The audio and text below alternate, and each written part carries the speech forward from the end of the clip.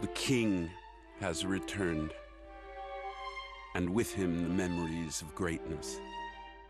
He made the passion of Ireland become the astonishment of the world, the unthinkable become fact.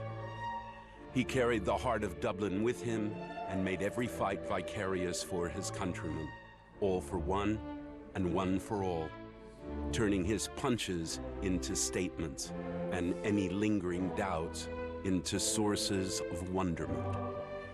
That just maybe there really was a connection to something higher.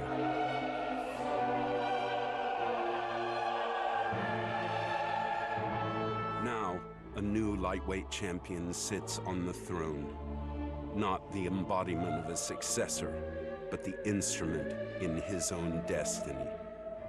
A punishing force from Dagestan who has spent his whole life waiting for the moment he can truly begin his reign by ripping apart the clover piece by piece and tearing into the UFC's most famous body of work. Simply put, a man consumed with the idea of redirecting history. The King of Kings.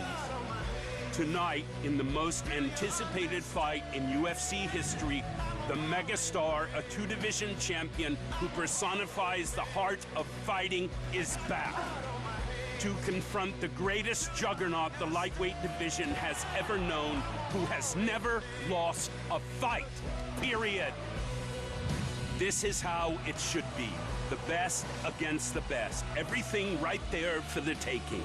Legacy, greatness, destiny. Will it be Dagestan or Dublin? The wrestler or the sublime striker? A dream restored or hell unleashed? Will it be what is, or will it be what has always been? There's a simple way to find out who truly belongs on the throne. Lock the door behind them and let them fight. For there can only be one king. It's UFC 229, Khabib versus McGregor, and it starts right now.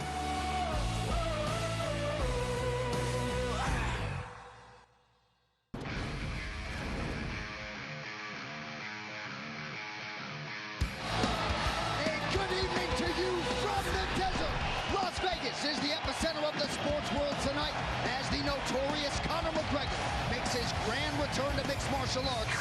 And what a challenge he has in front of him here tonight. Well, the Toshiba Plaza's been hopping all week, crawling with the Russians, the Irish, and the rest, many of whom have traveled far and wide to witness history here tonight. Live from T-Mobile Arena in Las Vegas, Nevada, USA, this is UFC 229, Khabib versus McGregor, presented by Harley-Davidson. When you fire up an HD motorcycle, adrenaline kicks in and refuses to tap out. Check it out at h-d.com/explore. Closed captioning for tonight's telecast, brought to you by Overlord, the new movie from producer J.J. Abrams, in theaters November 9th. The broadcast is also available in Spanish, brought to you by UFCEspanol.com. And with that, thank you so much for being with us tonight for what is a monumental evening for the MMA leader. I'm John Henry. So he has elevated the sport of mixed martial arts to truly unprecedented heights. Tonight, after an extended hiatus, Conor McGregor is back, and he's back for the love of the game. But in this return, he draws the most dominant force in the game. That is one Khabib Nurmagomedov, who looks to leave Las Vegas the way he arrived, undefeated and undisputed as the greatest lightweight fighter on planet Earth. Thrilled to welcome in my broadcast partners, Joe Rogan, Dominic Cruz, and if Joe Rogan says this is the biggest fight in UFC history, that is good enough for me. This is a massive, massive event, not just for mixed martial arts. This is a massive cultural event. This is a massive international event. It's a fight between an undefeated champion who makes men who are world-class fighters look like they have no business being in the octagon with him, and a guy in Conor McGregor who has transcended the sport. You have a man in Khabib Nurmagomedov who's been wrestling with bears since he was a child versus the Irish gorilla who's been knocking people out with one punch. What else can you ask for? Well, Khabib Nurmagomedov, of course, had his doubts as to whether or not this opportunity and this fight would materialize. Tonight, Khabib and Conor, it shall be done. What a fantastic stylistic matchup, ladies and gentlemen. This man, Khabib Nurmagomedov, the champion, is one of the most dominant wrestlers in the history of the sport. Absolutely the most dominant in the history of the lightweight division. He smashes people. He is relentless, he is ruthless, and he has the best ground and pound in the world. But he's facing a man tonight in Conor McGregor that is without a doubt the best opponent he has ever faced in his career, in the biggest event he's ever been a part of his career. And the man who needs no introduction, obviously, Conor McGregor, who's shown that his precision striking is the answer to anybody he fights. You leave your hands from your face and he will make you pay. He will counter you with precision laser timing, and he's got power in both hands. Not to mention, he can hit you with combinations on the button. His accuracy has been seen by nobody. Nobody has ever hit anybody the way that he hits people, with the amount of punches in one go. And if he hurts you, believe he's on you smelling the blood. He can fight moving forward and backwards. Well, in the lead up to this fight, of course, McGregor has been at his verbal best as usual. This was the scene September 20th, the first stare down. Khabib Joe's largely been unflappable leading up to this fight tonight. Well, he is always so calm. But what you're dealing with Conor McGregor. He's a force of nature. He's just a different guy. The event is so huge. The crowd was gigantic. And you're dealing with mental warfare. You're dealing with so many insults, so many jabs taken at you. But so far, Khabib has been calm, cool, and collected like a true champion. This fight personifies the art of war aspects in life. If you are going to try to get into somebody's head, you need to watch this fight and see how both of these men deal with it. Well, the hype will give way to the action shortly. UFC 229 is presented in high definition by The Walking Dead. Rick Grimes' final episodes begin tomorrow night, only on AMC. We are honored to have you with us tonight on pay-per-view. Here now, a look at what's coming up. The rest of the fight card is brought to you by EA Sports UFC 3. Get up to 50% off, including exclusive in-game content with the new limited-time UFC 3 Notorious Edition. Available on Xbox One and PS4 until October 16th. So a likely title eliminator in the heavyweight division coming your way tonight. Houston, Texas has got a contender. He is the Black Beast, Derek Lewis. And with 9 UFC knockouts already to his credit, a 10th here tonight could result in Lewis's first crack at the belt. Of course, looking to stake his claim to a title shot, the towering Russian Alexander Volkov. He knocked out former champ Fabricio Verdum in a main event back in March. And tonight, in yet another high-profile spot, Drago will look to tame the beast. In the light heavyweight division, Ovince St. Preux is set for his 18th UFC appearance. The former Tennessee Volunteer has been an absolute workhorse for the UFC, and with finishes in each of his last 4 wins, Vince has some definite momentum on his side here tonight. But that said, he will enter as the betting underdog against the unbeaten 28-year-old Dominic Reyes. Reyes is a cerebral fighter and a versatile finisher. He has lived up to the hype and then some in getting off to a 3-0 start here in the Big Show. Tonight, Reyes will look to maximize this pay-per-view showcase. These locker room shots are brought to you by P3, the official protein snack of UFC. Well, a touch overshadowed tonight as he makes his much-anticipated return is the former UFC interim lightweight champion, Tony Ferguson. His training output is truly the stuff of legends. And with his 10-fight winning streak still in tow, El Cucuy is hungry to resume his quest for undisputed UFC greatness. A man who has been at the top of the pack before. Enter Milwaukee's best, Anthony Showtime Pettis. This man is revitalized. He has returned to the form that saw him realize a UFC championship 5 years ago. And Showtime is no stranger to the brightest of lights. And he can vault right back into contention with an upset of Ferguson tonight in Las Vegas. The rules of the Octagon are sponsored by Soul Calibur 6. Bring more than your fist to the fight. Available on October 19th for PlayStation 4, Xbox One, and PC. Soul Calibur 6. Pre-order your copy today. 3 judges score the fight. The bout duration is 3 5-minute rounds, but for championship fights and all UFC main events, we go 5 5-minute rounds. A 10-point must-scoring system is in effect. The round winner gets 10 points, his or her opponent 9 or fewer, and scoring is based on effective striking and grappling, followed by aggression, and then octagon control in that order. Also of note tonight, the Nevada State Athletic Commission has yet to adopt the newer set of unified rules for MMA. Old rules still in effect tonight. We will, though, have the benefit of instant replay. That is only to look at a fight-ending sequence. So once replay is used, that particular fight cannot be restarted. All competing athletes have been made aware. What an atmosphere at T-Mobile Arena tonight. These crowd shots brought to you by AutoZone. Get in the zone, AutoZone. All right, the table is now set for our biggest show of 2018. Let us get to it. Well, few women have more world-class experience than Felice Herrig and Michelle Waterson tonight. A high-profile opportunity for them to put it to good use and head home a bona fide contender. Veteran strawweights Michelle Waterson and Felice Herrig have built their resumes the old-fashioned way by facing the best of the best.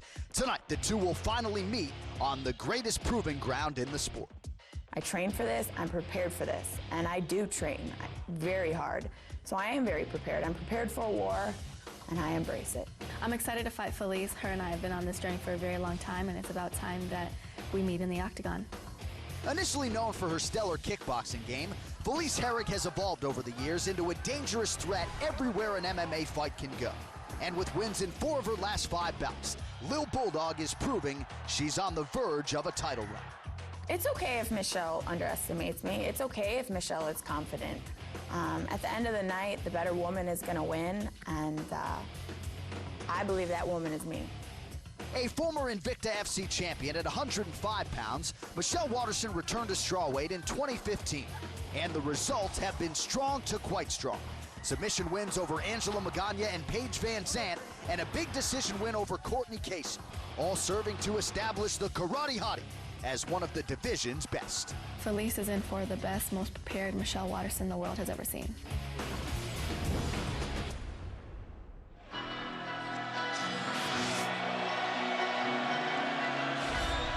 So here is the number 9 ranked strawweight contender, Felice Herrig, arriving at the biggest fight of her professional life. Tonight's fighter walkouts are brought to you by P3, the official protein snack of UFC. And it really has been amazing, Joe, to see the evolution of Felice Herrig. She's never been finished as a pro and continues to evolve and put her MMA game together. She really does. Her endurance has increased. Her grappling ability has increased. Her grappling coach behind her there, Jeff Kern, who's a really world-class black belt. What you've seen from her is her sort of coming into her own as a professional. And a big part of that has been her endurance. Her endurance has really come up. It was a problem earlier in her career. Right. She's shored up that problem, and she's one of the strongest women in this division. I talked to Curran about Felice and how they prepared her for this fight, and they said that the idea is to keep the pressure so heavy on Waterson and be able to keep the striking going so much that they get to force her to try to create grappling scenarios, get her to force the shot, and we can stop the shot, and then we know we have her. Now we're picking apart. Now we're beating her. So the idea is non-stop pressure, use the size against her, and make sure that we're able to make Michelle Waterson want to grapple. If we can get her there, we're going to get the win. Yeah, overall output, certainly a big focus for Team Herrig coming in here tonight. When she assessed her last fight against Karolina Kowalkiewicz, just didn't feel like she was busy enough and ended up on the wrong end of the scorecards there. But conditioning, Joe, I mean, you nailed it. She said she was always go, go, go, and didn't have the requisite endurance to be that go, go, go type of fighter. Now she feels like she can put in a hard 15 minutes and be no worse for wear.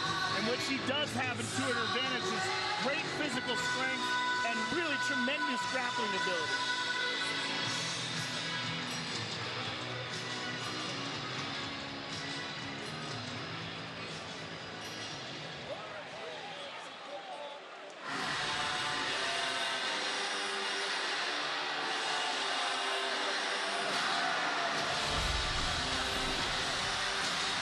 So here is the mixed martial artist known as the Karate Hottie, 8th ranked Michelle Waterson, arriving at her 6th UFC appearance here tonight.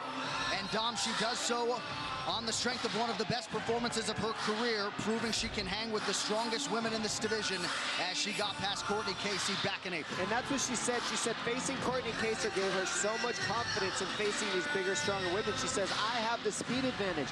I have the fluidity, the rhythm, and the technical advantage in these sequences because they're so big, they're a little slower. She says, I'm a fighter, I'm a mother, I'm a daughter, I do all these things, but first and foremost, I'm here to win, and I'm going after the title. I'm going to take advantage of this huge card we're on and show everybody why I'm the best in the world, and that's why she's here today. And there is her husband, Joshua Gomez, entrenched in her corner as usual. Mike Winklejohn in the building as well. This fighter description brought to you by P3, the official protein snack of UFC, the former Invicta FC atomweight champion. That is 105 pounds. And I think most salient here, she's landed at least one takedown in every UFC fight. She believes she has more paths to victory overall than Felice in this matchup. Well, it's going to be really interesting if she does decide to grapple with her, because her striking is outstanding. Her nickname, the Karate Hottie, comes from that traditional martial arts background. Very good with her distance, uses a lot of traditional martial arts techniques like front leg side kicks, and started off her UFC career with 2 outstanding submission victories. All right, the combatant's just about ready to go. This Tale of the Tape is brought to you by Modelo Especial, brewed with a fighting spirit since 1925. Waterson, 32 years old. Felice Herrig is 34. Herrig is taller by an inch. We'll see if she can maximize what is a 3-inch edge in reach. All right, now for the official introductions of this pay-per-view opener, we turn it over to Bruce Buffer. Ladies and gentlemen, we are live from T-Mobile Arena in Las Vegas for UFC 229, Khabib versus McGregor, presented by Harley-Davidson. Get your first taste of Harley-Davidson adrenaline at h-d.com. And now, this fight is 3 rounds in the UFC strawweight division. Introducing first, fighting out of the blue corner, a mixed martial artist holding a professional record, 14 wins, 7 losses. She stands 5 feet 4 inches tall, weighing in at 115 and 1/2 pounds. Fighting out of Crystal Lake, Illinois, presenting the #9 strawweight rated contender in the world, Felice Little Bulldog Herrig. And now introducing her opponent, fighting out of the red corner, a mixed martial artist holding a professional record, 15 wins, 6 losses. She stands 5 feet 3 inches tall, weighing in at 115 pounds. Fighting out of Albuquerque, New Mexico, presenting the #8 ranked strawweight contender in the world, the Karate Hottie, Michelle Waterson. And when the action begins, our referee in charge, Jason Herzog. Jason Herzog, our referee for this one in the 115-pound division. The beautiful Ariane Celeste getting us started for round 1 of a possible 3. Brittany Palmer, Brooklyn Wren in the building with us tonight in Las Vegas. Tonight's Fight Clock is brought to you by Modelo Especial, brewed with a fighting spirit since 1925. Felice Herrig is in blue. Waterson is in the black with gray. And you know, we talk about Felice's grappling. We got to remember she had a 23-5 pro kickboxing record. Right. So a lot of Muay Thai experience as well. And Herrig said that Waterson was offered this fight in her pro debut back in the day, but turned it down. These girls have been on each other's respective radars. They were on a reality show, Muay Thai reality show, Fight Girls, back in 2007.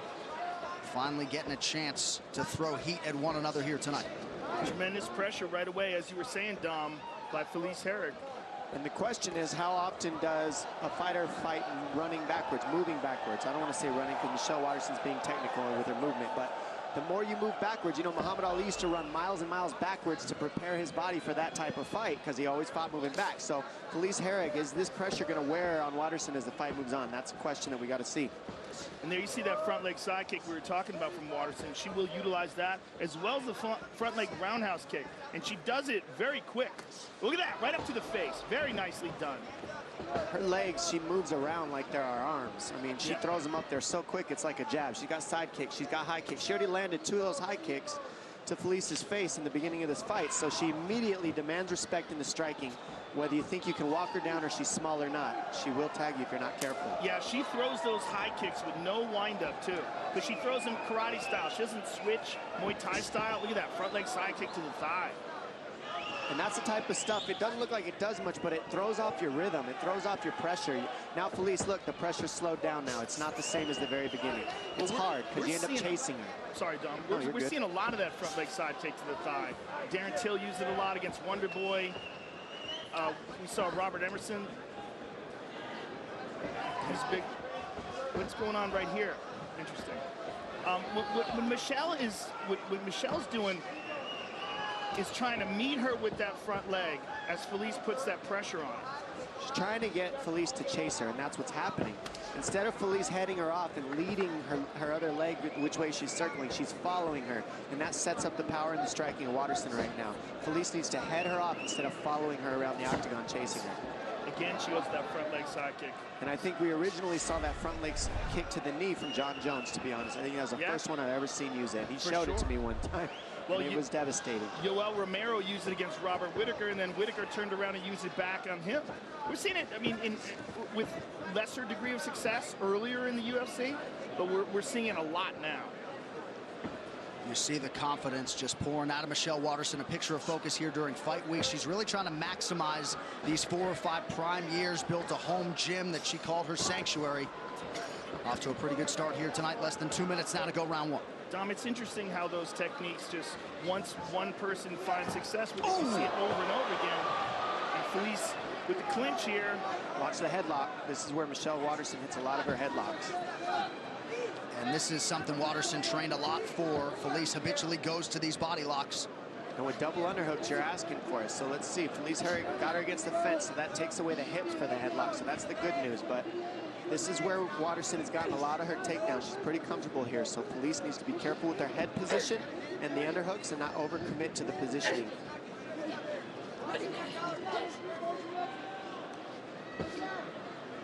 One of the things that we were saying about Felice is that she's very physically strong, and she likes to impose that strength and let her opponents know just how much horsepower she's got. She's been doing this an extremely long time, Harry. I mean, she's got tons of experience, and her grappling has gotten so much better over the years. So I hope this goes to the ground. These ladies are both very well-rounded. Yeah, good elbow in there by Waterson. Nice, Michelle.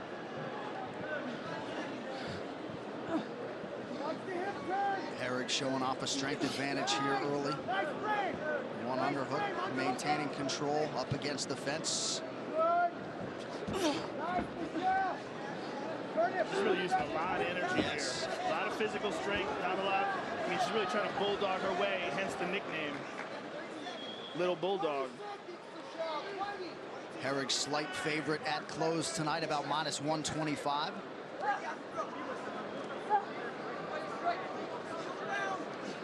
People generally aren't that comfortable when somebody has double underhooks on them, but Waterson, really good balance, strong core, and she's able to not give up a takedown there, which is surprising. Good knee to the neck there by Waterson. Good shot off the clinch. Yep, nice stick by Waterson at the end of the round. Tonight's Corner Cam is brought to you by Body Armor. Switch to Body Armor, the official sports drink of UFC. More natural, more electrolytes, better sports drink. Grab yours at participating Speedway stores. Good big rest for me. Good. Outside all day long distractions. All day long. You know it? All day long, Hunter. She wants to get you back on that clinch in the cage. She's pulling hard. Left kick. So if you start throwing that straight down the pipe, you'll be fine. But if you fake it and she flicks that high kick, then I want you closing that gap faster. She's not going to be able to reset and throw a second kick, okay? And as we see here, this kick, left kick right to the chin of Herrig, just like, hey, hold on a second, what was that? And then another one to the neck, just a side kick, very different type of kicks that landed. And a big right and a left by Herrig, and she gets straight into the clinch and controls her on the fence there. She showed her strength, Herrig, at the end of that round. Second round, fighter, you ready? Fighter, you ready? Fight! Air Asia, now everyone can fly. Round 2 here, Felice Herrig, Michelle Waterson. Good corner work on both sides there after round 1. Herrig doing the right thing, coming to the pressure right off the bat. I think she's got the advantage in the clinch because she's a little stronger. Just needs to be technical here. Good knees by both ladies there in the clinch. And a right hand, excuse me, out of the break from Michelle Waterson. You wonder how this fight atmosphere will play on some of these athletes here tonight. A lot of them are UFC tested, but this is a different beast tonight. It's a good point. This is a gigantic pay-per-view. They know all eyes are on this event. Well, Herrig looking so much stronger right now than Waterson, just a lot bigger and pushing her against the fence. And really, Waterson went for the clinch on that one. She gives the underhooks to Herrig right off the bat. And it's because she's comfortable, she's usually able to take people down with these overhooks, with headlocks, land the body shots, and create judo transitions. But Herrig looks very strong here. A couple good knees there by Waterson, though, in the clinch. I like Waterson on the outside. I like her using those unusual traditional martial arts skills that are hard to read, like that front leg round kick and the front leg side kick to the face that we saw. I think she has an advantage there. And if I was in her corner, I'd be asking her to get out of here. I agree with you 100%. I think this style fight benefits Felice Herrig. Yeah, Felice is strong. Very. You look at that girl, she's jacked. And she loves it. Yeah, and she loves this kind of fighting. And what I love is Michelle Waterson's a little shorter, so that is when you want to utilize the underhooks the most if you're Felice Herrig, because you can jack her up off the ground, and that's why you're not seeing Waterson be able to land the headlocks and the throws, is because Herrig's getting the underhooks and lifting her up off the floor because she's a little taller with those underhooks.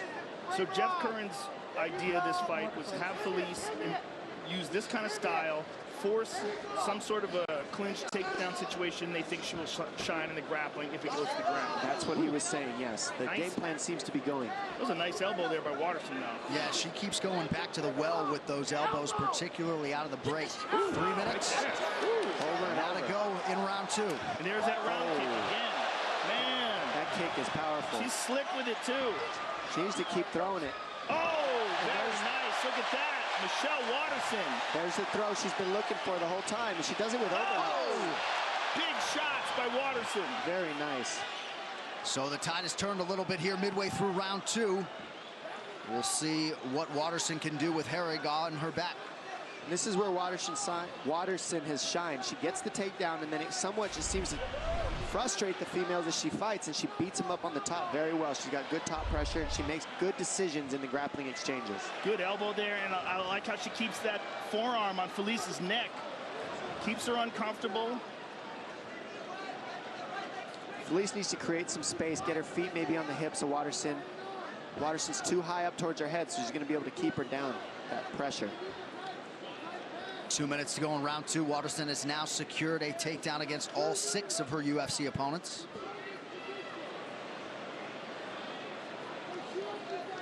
Herrig breathing heavy, mouth open.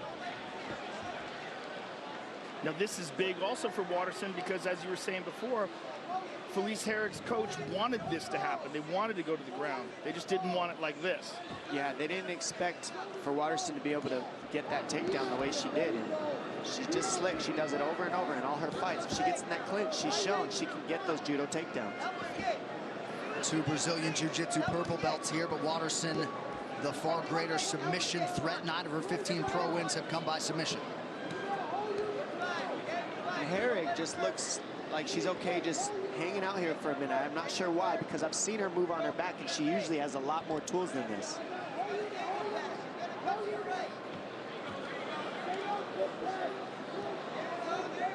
Well, she's posturing up now. Full guard now. Better position for Herrig, but not a lot of time to work. Herrig controlling posture here, perhaps just trying to survive and move on to that 3rd and final round. Waterson has stayed pretty busy here inside the guard. Waterson's got her smashed up against the cage.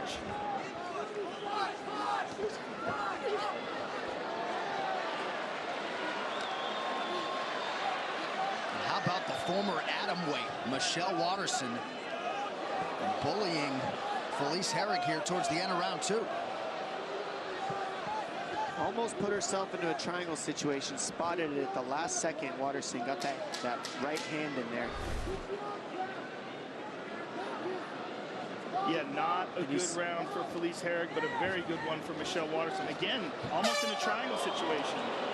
10 minutes down, 5 to go. Tonight's Corner Cam is brought to you by Body Armor. Switch to Body Armor, the official sports drink of UFC. More natural, more electrolytes, better sports drink. Grab yours at participating Speedway stores.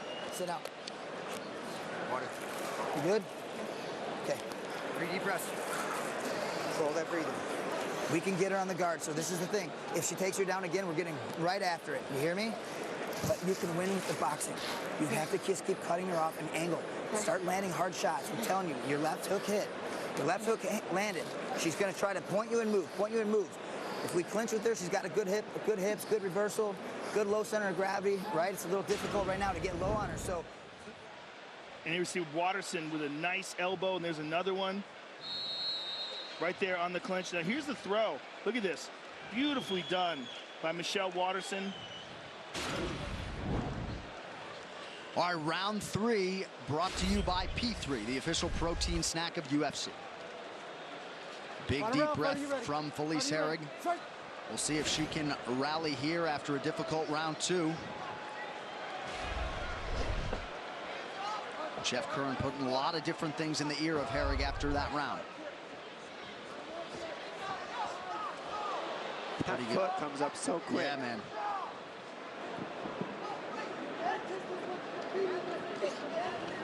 Spent a lot of time up against the fence in this fight. Oh, there's that left hook. It looks like Curran was able to get in the head of Herrig pretty well, because that was a different type of strikes that she just went for right there. That was everything she had. She knows she's down, I think. And Herrig's doing a good job trying to get this done. She's not out of this fight yet. Waterson again with that sideways karate stance. And look at this, looks for the clinch. Oh, lines up on the back. Immediately tries to go to an armbar though. And it was really good timing on that takedown. Just didn't finish it quite perfectly. That was beautiful. Yes. Nasty elbows from the bottom by Waterson. That might be cutting her.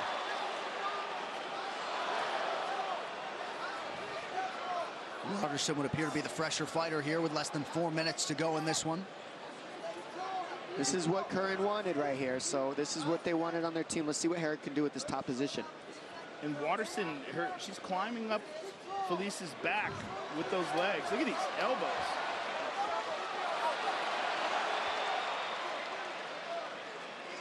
Another elbow for good measure from the karate hottie. 3.5 minutes now to go.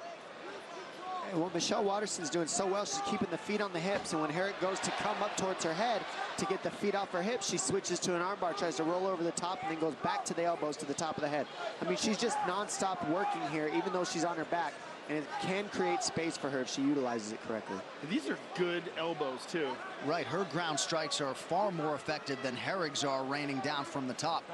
Well, you see the feet on the hips is causing problems for Herrig because Herrig's trying to squeeze. She needs to pass, twist her hips, get the feet off the hips, off of her hips. Waterson can't keep her feet there.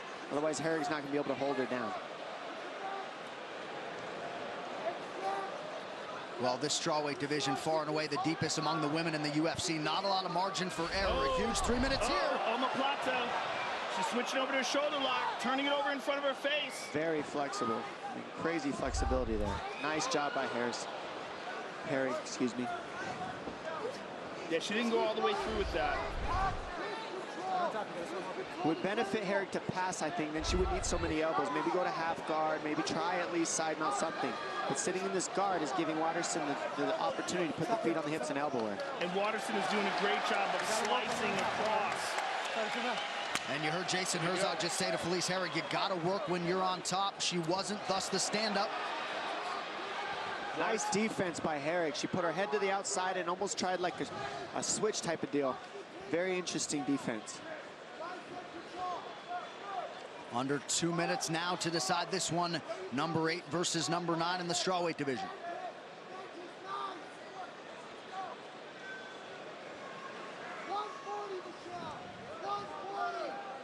Body lock now for Herrig. But you heard Jeff Curran laud the hips of Michelle Waterson.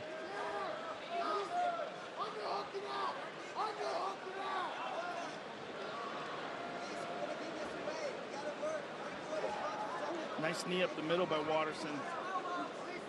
She pushes her off.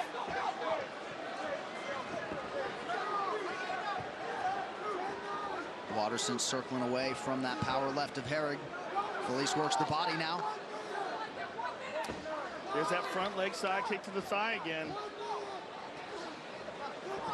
Pretty good response here from Herrig in this third and final round. Under a minute now to go.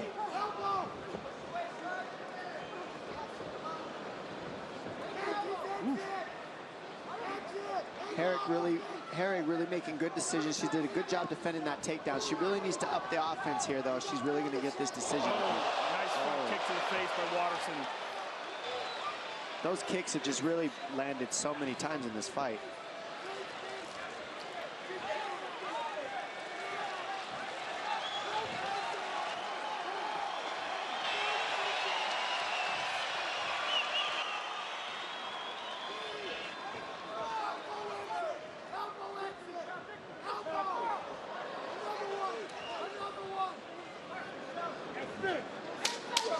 Oh, beautiful knee to the body lands for Watterson here down the stretch. Fence grab from Herrig, Herzog all over it. And there's Watterson going back to the elbow. Another strong showcase for this 115-pound division. Michelle Watterson and Felice Herrig go the distance tonight.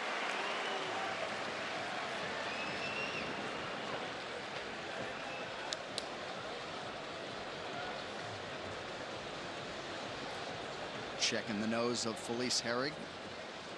Watterson appears happy with her performance here tonight. This fight replay is brought to you by Nemiroff, bold character since 1872. Herrig times the right hand and she gets countered with a side kick to the jaw and then an elbow on almost all the breaks. Lots of good knees, but those elbows on the breaks really kept landing. Herrig did a great job with the double underhooks, but on this one she gets her hips taken and taken down, and a good takedown attempt by Watterson countered by Felice Herrig to grind out that top position. Watterson non-stop was throwing the elbows, keeping the feet on the hips, staying very active from her back, and another huge teep kick to the face by Watterson. Try to get Herrig off of her. I mean, these ladies let it all hang out. Awesome fight by them. All right, these fighter stats brought to you by San Manuel Casino. With the most slots on the West Coast, visit sanmanuel.com for all thrill details. So you see tightly contested, at least in terms of the significant strikes in all 3 rounds. Big second round for Michelle Watterson. Did she do enough here tonight to make it 2 consecutive wins? Very close fight. Hard to judge. The official decision brought to you by Metro PCS, now Metro by T-Mobile. Discover the smarter way to get unlimited and see what's new on October 8th. With that official decision, here is Bruce Buffer. Ladies and gentlemen, after 3 rounds, we go to the judges' scorecards for decision. The judges score the contest 30-26, 29-28, and 30-27 for the winner by unanimous decision, the Karate Ate, Michelle Watterson.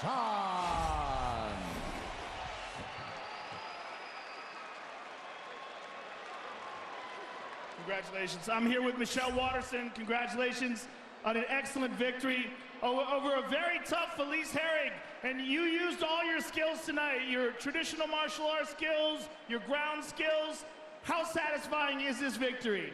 I listened to you guys talk about who should be in contention for that belt, and it disappoints me that I'm not in that talk. So I wanted to come here tonight and show that I'm well-rounded mixed martial artist. I have 2 goals.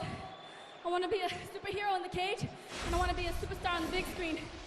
I want to be the first UFC champ that's a mom. Well, you certainly have the potential to do that, and this was a contest between 2 top 10 contenders, so you will move up and you will get closer to that ever-elusive shot at the title. Give us your thoughts on how this fight played out. I just want to thank Felice because her and I have been in this game for a really long time, over a decade, and it's hard to keep your mind sharp and stay hungry when you're in it for that long. So thank you, Felice, for taking the fight and allowing me to share part of my life with you. I'm just excited. I'm excited that I'm able to start utilizing the things that I learned at practice underneath these bright lights. Will you continue to improve? Thank you very much for an excellent fight. We look forward to seeing you again. Michelle Watterson, ladies and gentlemen. And what a bond it is between Michelle Watterson and her daughter, Araya. And what a performance tonight. That post-fight interview brought to you by EA Sports UFC 3. Get up to 50% off, including exclusive in-game content with the new limited-time UFC 3 Notorious Edition, available on Xbox One and PS4 until October 16th. The unauthorized reproduction or distribution of this copyright work is illegal and punishable under law.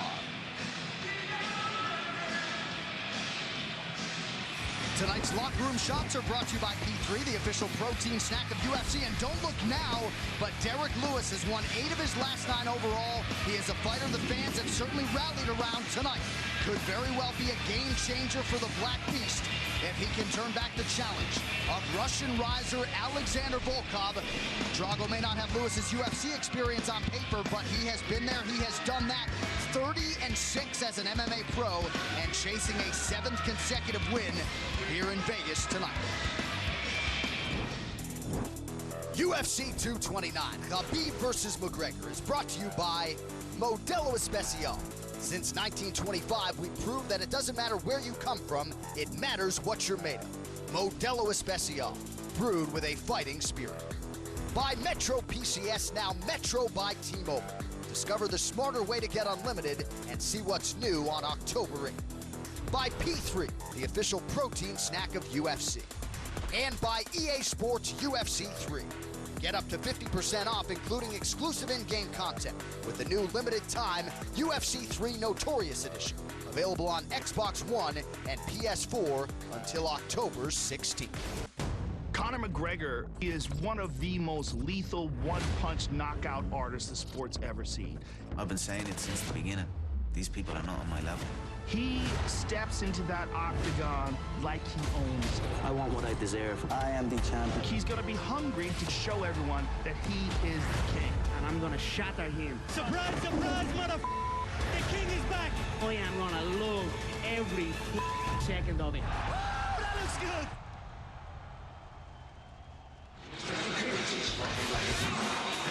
All right, as we get you primed for our next bout, these fighter rankings brought to you by EA Sports UFC 3. Get up to 50% off, including exclusive in-game content with the new limited time UFC 3 Notorious Edition, available on Xbox One and PS4 until October 16th. So Dom, number 2 versus number 5 here in the heavyweight division, Derek Lewis, Alexander Volkov.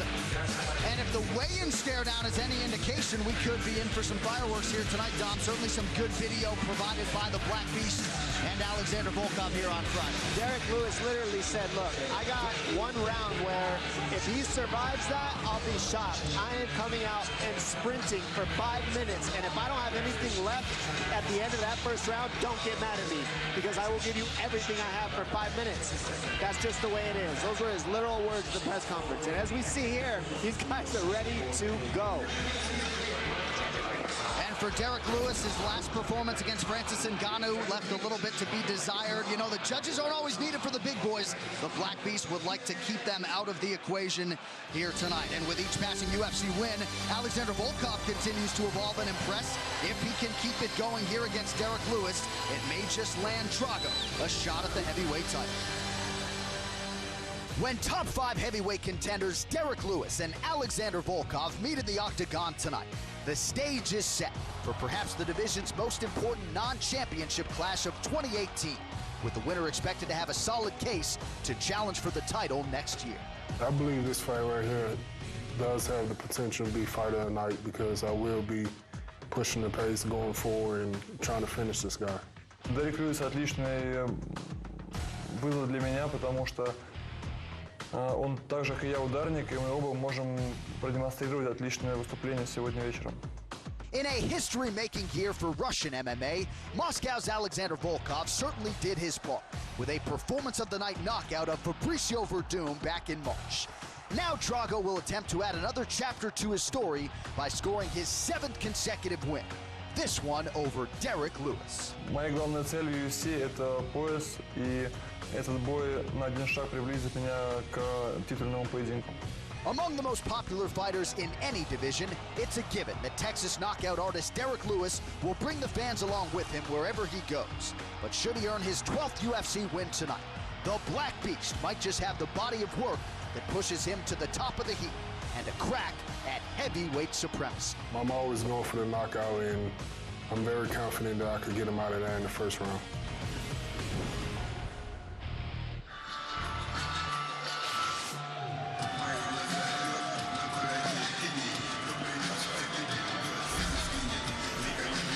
So the spotlight has landed on Alexander Volkov here tonight. And Joe, when Stipe Miocic and Daniel Cormier fought for the heavyweight title in July, the backup plan was Alexander Volkov. He was brought in to make weight in case one of those guys couldn't compete.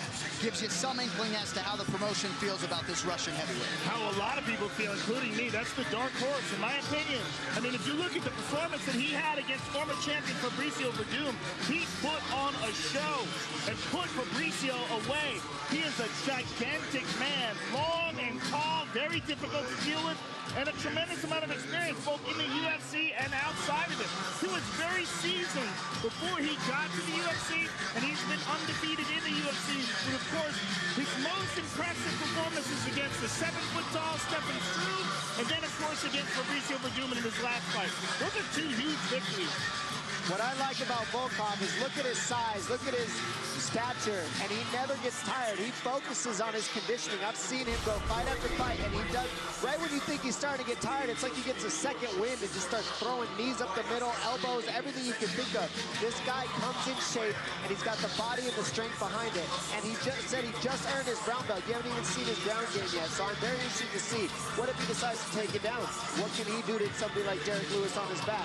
And what about those knees with Derek Lewis leaning over the top of his lead leg the way that he does? Can he land those? Can he see a counter there? I'm very interested in the stature of this guy and see how he shows up against a brawler like Derek Lewis. Volkov, former three-time Pancration champ of Moscow, M1 global heavyweight champ back in 2016. He could be one win away from a shot at that elusive UFC heavyweight gold.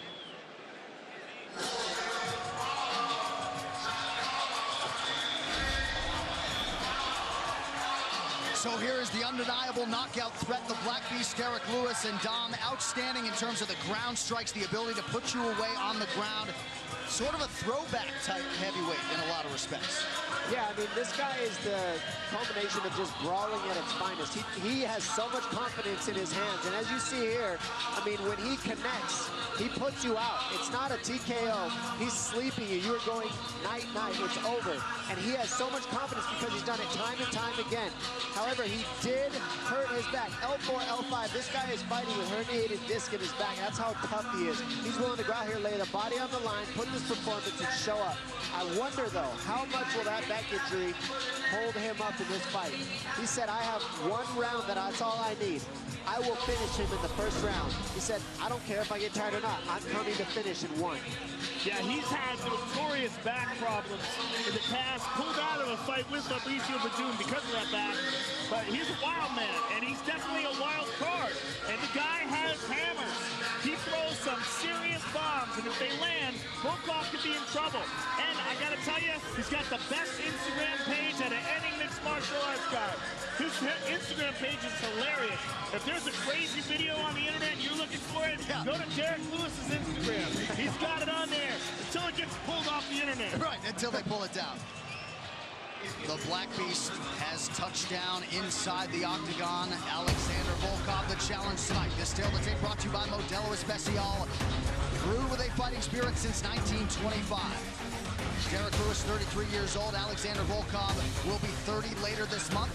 Volkov, the taller man by 4 inches, slightly less pronounced in the reach department, where Volkov will have a 1-inch advantage. All right, now for the particulars, back inside to the venerable Bruce Buffer. Ladies and gentlemen, this fight is 3 rounds in the UFC heavyweight division. Introducing first, fighting out of the blue corner, a mixed martial artist holding a professional record, 30 wins, 6 losses. He stands 6 feet 7 inches tall, weighing in at 251 pounds. Fighting out of Moscow, Russia, presenting the number 5 ranked heavyweight contender in the world, Alexander Drago Volkov. And now introducing his opponent, fighting out of the red corner, a brawler holding a professional record, 20 wins, 5 losses, 1 no contest. He stands 6 feet 3 inches tall, weighing in at 265 and 1/2 pounds. Fighting out of Houston, Texas, presenting the number 2 ranked heavyweight contender in the world, Derek the Black Beast Lewis. And when the action begins, our referee in charge, Herb Dean. Herb Dean, our referee for this one in the heavyweight division. Brittany Palmer, thank you very much. High stakes here for Derek Lewis and his counterpart, Alexander Volkov. Tonight's fight clock is brought to you by Modelo Especial, brewed with a fighting spirit since 1925. Lewis is in black, Alexander Volkov in gray. And that fight that Lewis had against Verduma was October 2017, and Derek forced to pull out just a few hours before the fight, but he's worked hard on his posture. He's stretching pre and post workout now, and feels like his back hasn't felt this good in years. We'll see if it pays dividends tonight. Well, there's been a lot of guys with back injuries, but you got to wonder what he could do to fix that, whether it's surgically or through some sort of long-term therapy, but he continues to fight. It's very difficult to train when you have that kind of an injury. Right. Almost impossible, Joe. I mean, the fact that he said it limited his training a lot, so I'm curious to see what kind of output he has even in this first round. Did you ask him what he does to supplement with it for endurance? He doesn't have any supplements. He just says, I got a round that I'm going to try to take this guy out in. That's what he said. Wow. So let's see what happens here. He got tagged. Front kick to the body. He's hurt. That body shot hurt him. Volkov's all over him. The knees and the teep kick to the belly already hurt so bad. Lewis loads up, nothing doing there. Strong start for Drago. He's not going to go out easy, Derek Lewis. I'm not going to make this easy. Drago just shook his left hand. Oh my God. Counter right from Volkov. Huge right uppercut. Lands. Derek Lewis trying to tough it out. Something might have hurt his eye or his nose, because you don't react like that unless it lands really wrong. I'm not sure. See, his eye might be, it could be his orbital, but he's toughing it out. He don't care. Let's see what happens here. Pay attention to Volkov's left hand. He was shaking it earlier. He accidentally poked him. Stop. Good sportsmanship by Volkov to even say that. Yeah. He could have kept going. Nobody would have known. Volkov's pointing to his mouth, though. Run. He's saying that he fish hooked him. You ready to fight? He's saying something. Why are you stopping the fight? It's okay. It's time to fight.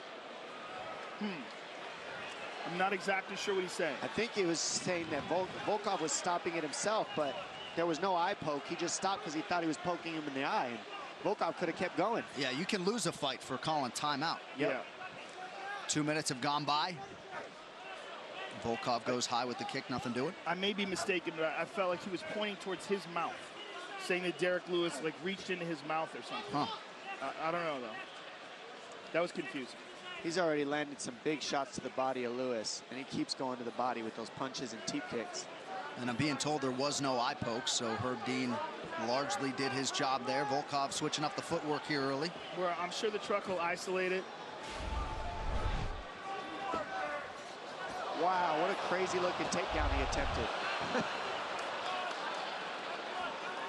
Derek Lewis has had a penchant for fighting well, or at least surviving well off of his back in his UFC tenure. Trying to control posture here. Just over 2 minutes to go in our opening round. Lewis uses that underhook to get back up to his feet. Keep those hands tight. Oh, that's the hand that he said he needed to land, and there it is. He only needs one of those. Yeah, that's what makes Derek Lewis so fun to watch. Hammers. Oh, big takedown. So the high amplitude takedown here from Alexander Volkov. Let's see what he can do with it. Short elbows.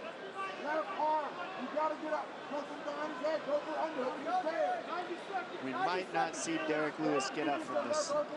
He might just be okay with just waiting it out, waiting for the round to start over.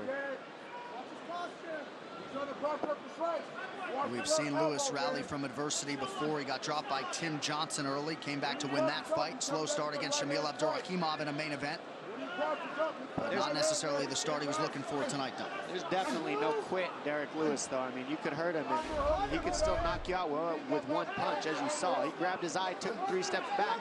The second Volkov came at him, he threw an overhand right, almost got it. Volkov's taking his back here. And this is that brown belt he was talking about there. Let's see if he can utilize it and get the finish here. I mean, he's got the back. He may switch to the arm. He may switch to the left arm. The way he's holding the wrist there. Definitely there, Joe. You're exactly right. he's not setting the legs up exactly like he's going to do that. Yeah, he might switch. Look at this. Good job by Volkov staying on the back. Nice by Derek Lewis. Not a man you want on top of you in this situation. Under 30 seconds to go in the round. Big elbow by Lewis.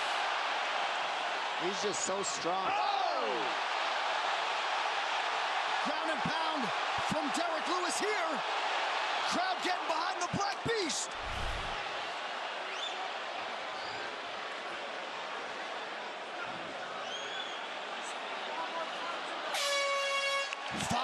Minutes in the can. Tonight's Corner Can is brought to you by Body Armor. Switch to Body Armor, the official sports drink of UFC. More natural, more electrolytes, better sports drink. Grab yours at participating Speedway stores. Bob Perez, take it away. Significant swelling to the left eye of Derek Lewis. I need you breathing. Here we go. Hold. All right, you're fighting in Volkov range. I need you fighting in Derek Lewis range. You have to stay inside of his kicking range, buddy. He's gonna keep attacking the belly, okay? So we have to close that gap. Hands stay high, and you're hitting one shot at a time. I need fluidity in your strikes. I need a few punches. You go to the ground, he's giving that underhook every time. Big punch lands, and as we saw, Volkov is the one who actually stops, but there was no eye poke. That was just the glove straight into the eye. And we saw here a big punch, and then he goes straight to the gut, and that hurt Derek Lewis. But how about the toughness? I mean, he came back. He did not quit. He's getting hit with big punches by Volkov. Gets put down a couple times, and then a nice takedown from a trip, a double underhook body lock trip here. And big ground and pound by Derek Lewis at the end of that round. He was able to reverse Volkov after that takedown and just land big shots to end that round. That's a tough round to score. UFC 229, Khabib versus McGregor is presented by Harley-Davidson. When you fire up an HD motorcycle, adrenaline kicks in and refuses to tap out. Check it out at h-d.com/explore. And Derek Lewis's corners are exactly right. Look how far out he is. I mean, that's Volkov range right there. You can't be eating those kicks, because what he'll do is he'll jab you, teep you, and kick you, and then when you run in, he's going to knee you or elbow you, and that's what we've seen so far. Derek Lewis needs to get in that pocket ASAP. Oh, nice right hand. Oh, he stiffened up. Lewis covering up. Lewis looking tired. Yeah, he's in trouble. But he will always throw those Always bombs. has that one, though. Always has that punch. And it looks like a potentially serious orbital injury for Derek Lewis that maybe is affecting him in the fight. That's the second time he's gone for that takedown. Yeah, the left eye does seem like it's swelling underneath the left eye, but what's interesting is they have the end swell on the right eye in between rounds, so that might be bothering him as well. I think it could be orbital, like you guys were saying. That's when you usually see people grabbing at their eye like that. It's supposed to be one of the most painful things you can do. Thank God I haven't dealt with it, but I could imagine that big hand of Volkov in my eye might do it too. You just keep moving that head, Doc. There's that right hand again, right to that eye. As a bantamweight, when you watch heavyweights fight, does it kind of freak you out how little they move? Well, that doesn't freak me out. It freaks me out how big and giant they are, and that only one of those punches is just like, it'll probably knock me in the next year. They're enormous. Oh, big jab. That was a big jab. I mean, the human brain can only take so much pressure. I don't care how big you are. These guys are nailing each other. Air Asia, now everyone can fly. Volkov seemingly not in any rush when he has had Derek Lewis on the ropes. Continues to bide his time. 3 minutes now to go round two. Well, I just think he's got to be cautious because of that. Because Derek Lewis can always fire back and knock you into another dimension. Lewis's 9 UFC knockouts, tied for second most in UFC heavyweight history. 6 of those on the ground. Right now, Lewis is playing the game where he's pulling Volkov back into his power. You see him pulling? He's trying to get Volkov to come to him to land the big strike, but Volkov's not biting. What Volkov could do is start using some jabs, start using those teep kicks, start beating up the legs of Lewis. Don't just look in the mirror is what I call this. You're staring at the mirror, some fakes. Get Derek Lewis biting on something. Right now, they're going speed for speed, shot for shot. There needs to be something in the middle to fill the gaps for these guys to offset each other. Nice, that can land all day. That's the type of stuff Volkov should be doing nonstop. Volkov switched stances quite a bit as well. You see him now, he's moved back to orthodox. He was fighting southpaw for a bit. But I completely agree with you about attacking those legs. And the body. I mean, anytime he's hit Derek in the body, it almost seems to affect him. Pretty good counter right from Alexander Volkov. Much more of a volume guy than Derek Lewis is. If I'm Volkov, I'm firing left tee kicks to the gut of Derek Lewis for the rest of the fight. And then bring it high, just like he did there. Just keep going to the legs, keep going to the body. That'll drop Lewis's hands, take the wind out of his sails, and take away some of that power. He's going that front kick to the body over and over again here. Jabs and teep kicks all day will get the win for Volkov. And if Volkov fakes more, they'll have more openings. Ooh. Nice job by Volkov using that length. You know, we talked a lot about Stefan Struve in the past, maybe not maximizing his length. Volkov uses it well. The Irish are already singing. Lewis at times can lull you into a false sense of not security, but comfort, and then he comes with those lunch boxes. 45 seconds here in round 2. Oh, beautiful inside leg kick for Volkov. Counter right from the Black Beast. Always dangerous. His ability to explode. I mean, if he could just figure out how to fix his back problem.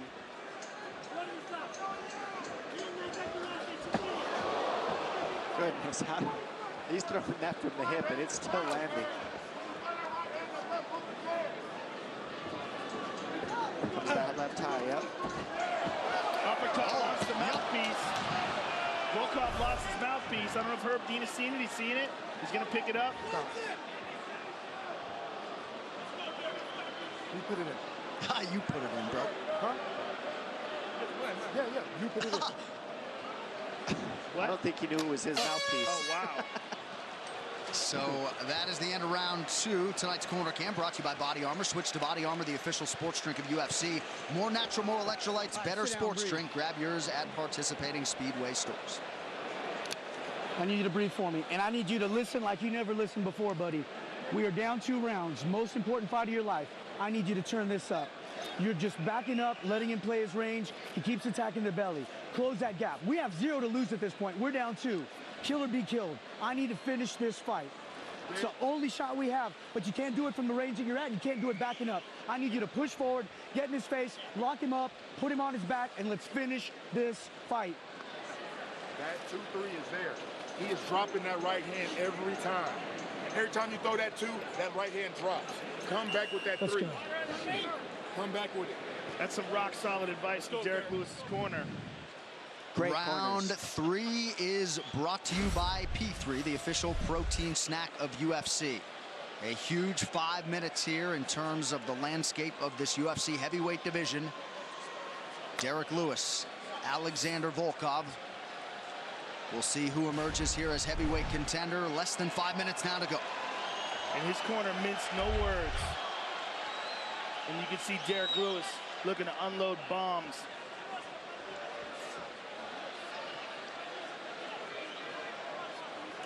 Man, fakes, feints would go a long way with these giant gentlemen. Well, we saw some earlier from Volkov. We're just not seeing much anymore. You see how they're just staring and then going. So there's no break in rhythm. There's no timing. It's just like, all right, when you go, I'll be faster than you. No, I'll hit harder than you. He's giving them a little. There it goes. That's what he needs more of, those. And then teep kicks. Maybe go to the legs a little bit. Lewis playing the pull game. It's the 3rd time he's tried that takedown, and you fake the single and you step around. It's not high percentage takedown, but it does work in transition. But from the outside like that, not very utilized, I would say. Volkov going southpaw here. He wasn't going to engage Lewis there on the ground. Under 4 minutes to go.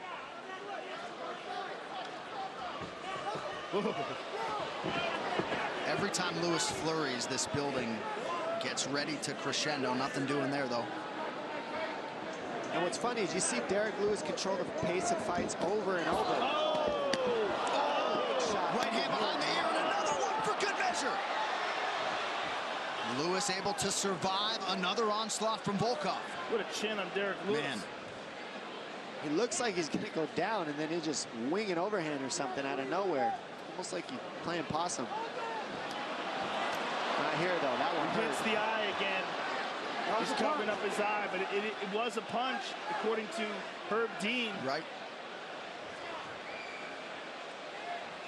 And Volkov wisely continues to attack that damaged orbital area of Derek Lewis.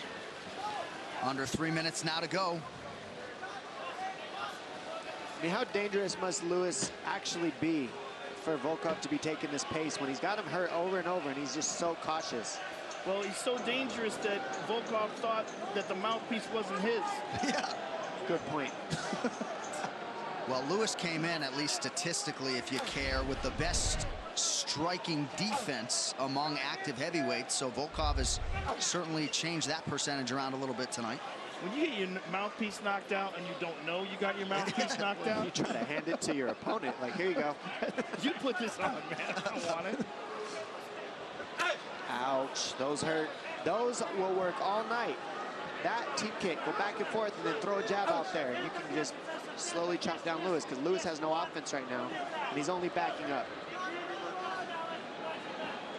I think Lewis is just saving it for the last minute. I mean, that's all I could really think of here.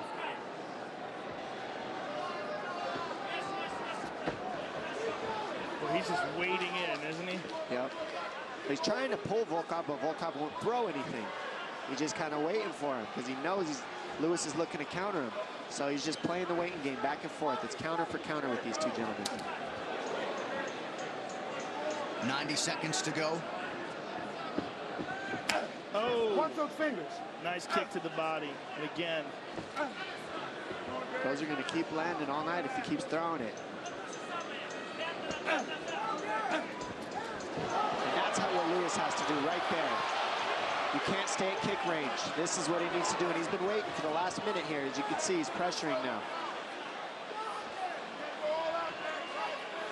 But if you're not going to be eating those kicks and those jabs, you got to keep going, and you got to keep pressuring. You got to keep Volkov on his heels. That's a big right from Derek Lewis. See how much the Black Beast has left in the tank, and if he can rally here down the stretch. I mean, he just eats stuff and looks at you. He doesn't even care. Yeah, he just kind of wobbles. Oh, goodness. He wobbles and then looks for a hammer.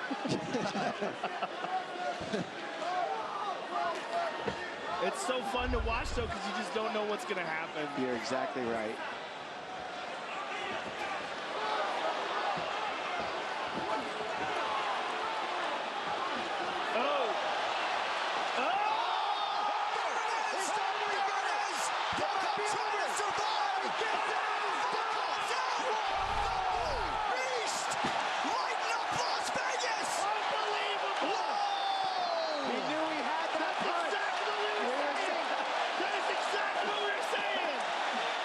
So hard.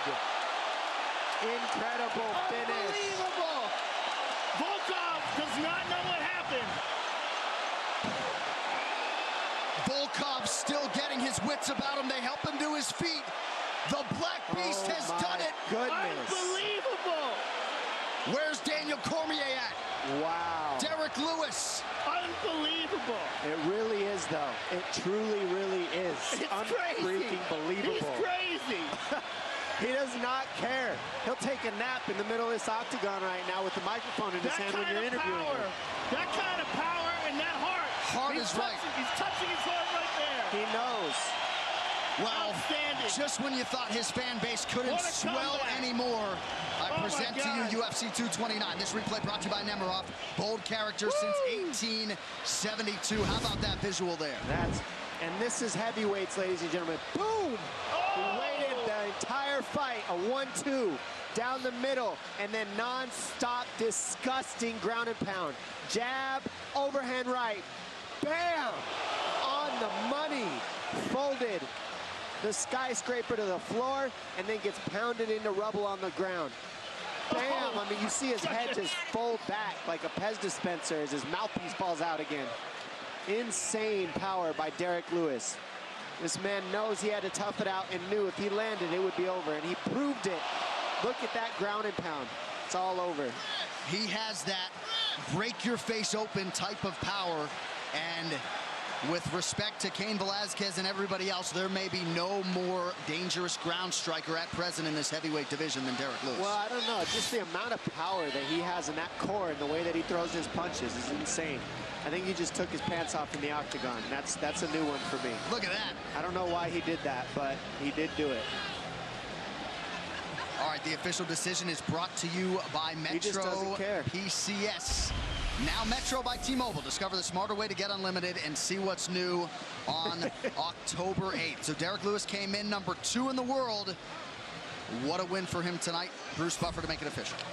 Ladies and gentlemen, referee Herb Dean has called a stop to this contest at 4 minutes, 49 seconds of the 3rd round, declaring the winner by knockout, Derek the Black Beast Lewis.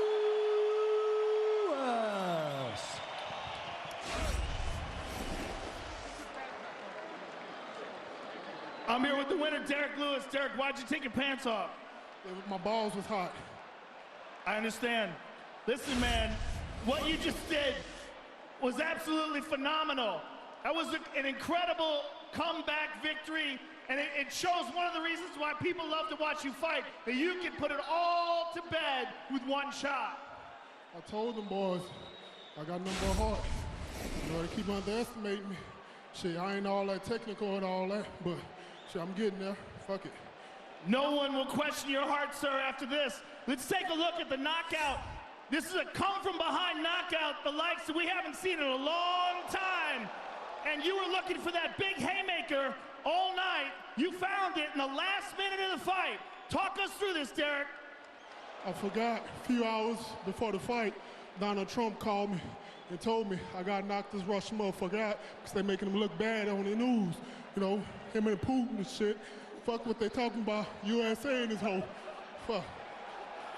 Listen, Derek, you came into this fight the #2 contender with that knockout. You're absolutely one of the top guys in line for a shot at the title next. So tell us what you think about that.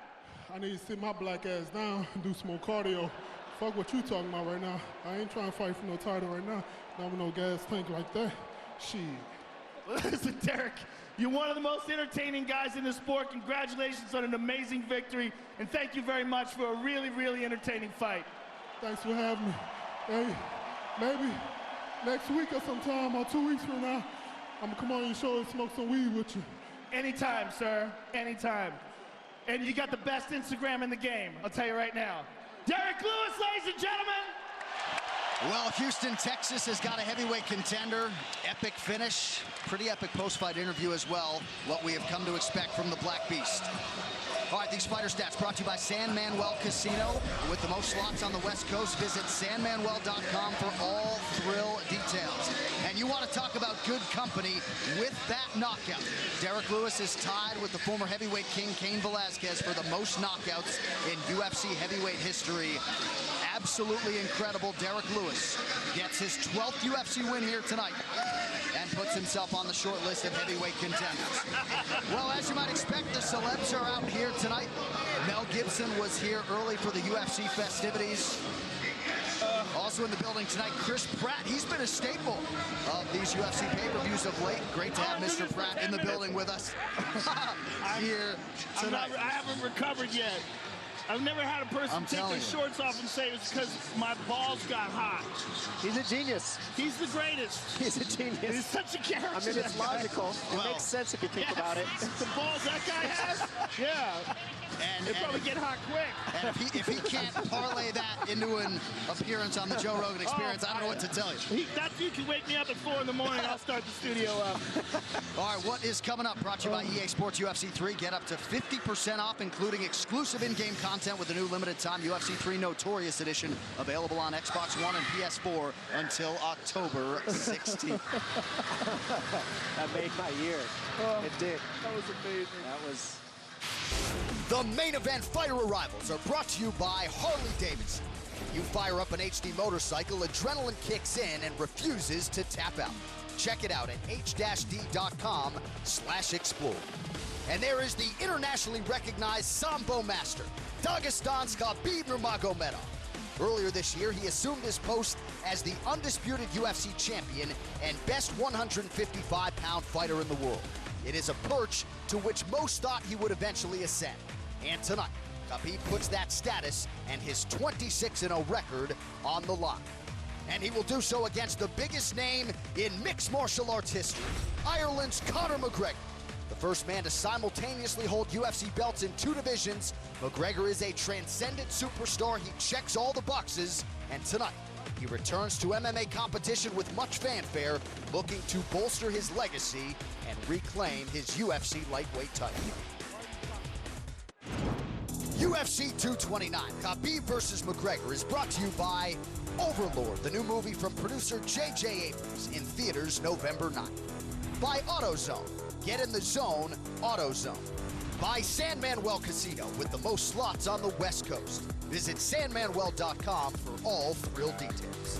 And by Soul Calibur 6, bring more than your fists to the fight. Available on October 19th for PlayStation 4, Xbox One, and PC. Soul Calibur 6. Pre-order your copy today. Rated T.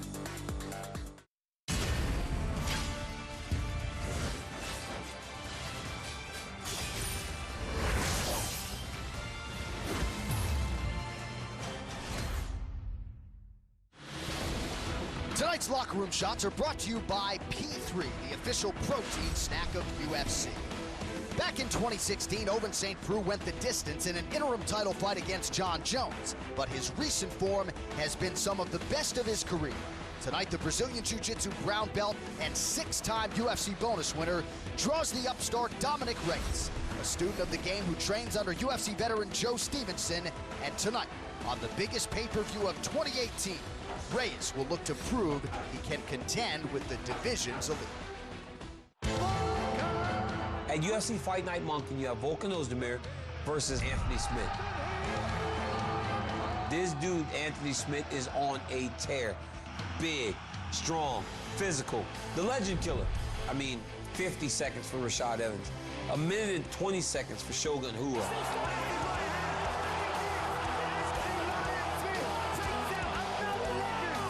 But now he's got somebody that's young. He's got a young, hungry, game opponent in Volkan Ozdemir. And this dude hits hard, and he's fast.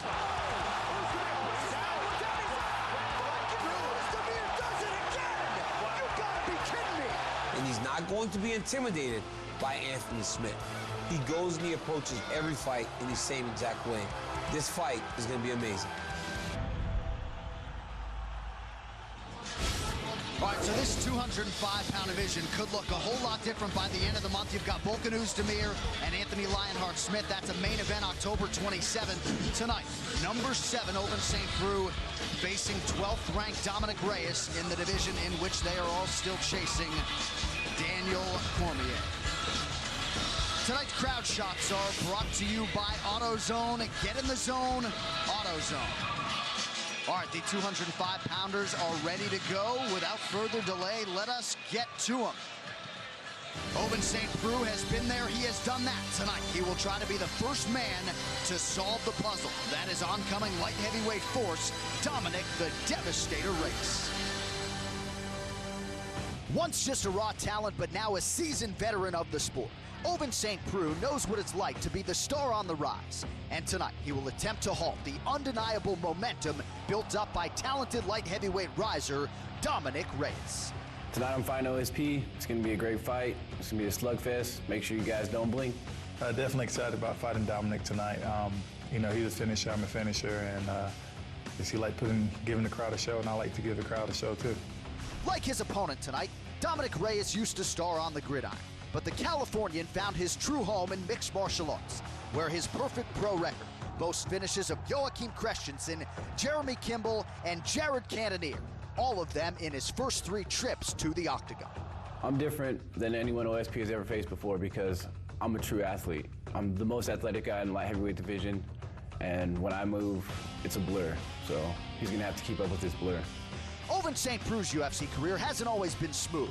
But after finishes of Corey Anderson and Tyson Pedro in his last 2 wins, the Tennessee product has shown that his experience has caught up with the talent, all serving to make him one of the most dangerous men in the weight class. My game plan is you hit me, I'm gonna hit you harder.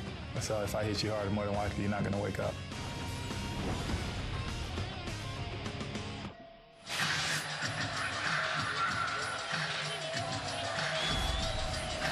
3-0 to begin his UFC run. Here is Dominic Reyes, 28 years old. College football standout at Stony Brook University on the East Coast, had definite NFL aspirations, but when that did not materialize, he shifted his focus to mixed martial arts. And Joe, he is acutely aware of where he is in terms of this pecking order at 205 pounds, has a good understanding of where he is and where he thinks he can go from here. Well, one thing that they both have in common is they're both tremendous athletes before they got into MMA. What we're seeing from Dominic Reyes, though, is beautiful movement. I mean, he has really adapted very quickly to MMA. His striking is outstanding. His ability to move in and out and side to side. He's very technical and fluid. He's got great submission skills as well. He's a real hot prospect. Yeah, what I love about Dominic Reyes is he's all offense. He's 100% offense. Now, what OSP and Dominic Reyes could both do, in my opinion, is maybe pick up the defense a little. They both get hit, but they don't care. That's what makes them fun to watch. They're willing to get hit in order to hit you harder and put the offense out there to make it a fun fight. They're not trying to fight safe, either of these guys, and it's going to be awesome. This fighter description brought to you by P3, the official protein snack of UFC. We talk a lot in MMA about a step up in competition, and this is a decided step up in competition for Reyes here tonight. Massive, especially in terms of experience. You're talking about a guy who has fought so many top-level fighters in Oven St. Preux. He's fought Tyson Pedro, Alir Latife, Corey Anderson, Shogun Rua, Jimmy Manawa. I mean, he's fought really good guys. And, of course, he went 5 rounds with John Jones in an interim light heavyweight title fight back in the day as well.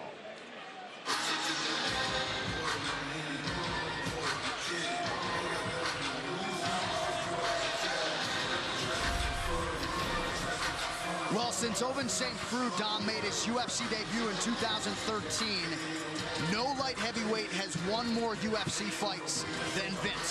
11 UFC wins, and he comes in with a lot of momentum here tonight, trying to make it 5 wins in his last 6. Yeah, he says that he's better at adapting to styles than Dominic Reyes. And he says that this is my 19th fight in the UFC. I started out this thing. I knock people out. I know where I'm at. I know I belong here. Reyes is still trying to figure that out. Says, I believe I have the advantage on the ground. And you know what? We don't know yet. We haven't seen Dominic Reyes even be forced to grapple yet. So can OSP create those type of exchanges? And if he does, how can he do against Dominic Reyes? Because we've seen him submit various people with various different submissions. Well, Dominic has that one victory over Jeremy Kimball in the UFC with a rear naked choke, but you're right. He prefers to strike. And in terms of experience, there's no competition. As you said, John Jones, he went 5 rounds with John Jones, OSP did. He fought Robert Teixeira.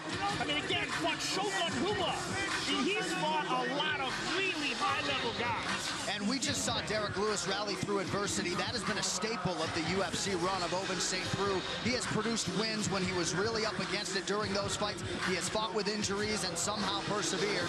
His 9 UFC finishes, tied with Chuck Liddell and one John Jones for tops all time in this 205-pound division. This is a guy who is all across the light heavyweight record books and still believes at 35 years old that his best days could be ahead of him. Tricky guy to prepare for, the king of the Von Flue choke.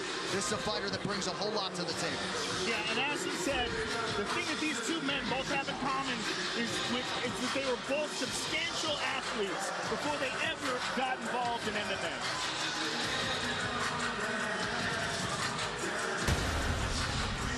All right, this tale of the tape is brought to you by Modelo Especial, brewed with a fighting spirit since 1925. St. Preux, 35 years old. Dominic Reyes with a wisdom that belies his years. He is 28. Reyes, the slightly taller man, but St. Preux is long as hell. He'll have the 3-inch reach advantage here tonight. All right, for the introductions now, back inside to Bruce Buffer. Ladies and gentlemen, this fight is 3 rounds in the UFC light heavyweight division. Introducing first, fighting out of the blue corner, a mixed martial artist holding an undefeated professional record. 9 wins, no losses. He stands 6 feet 4 inches tall, weighing in at 204 1/2 pounds. Fighting out of Victorville, California, Dominic the Devastator Reyes. And now introducing his opponent, fighting out of the red corner, a mixed martial artist holding a professional record, 23 wins, 11 losses.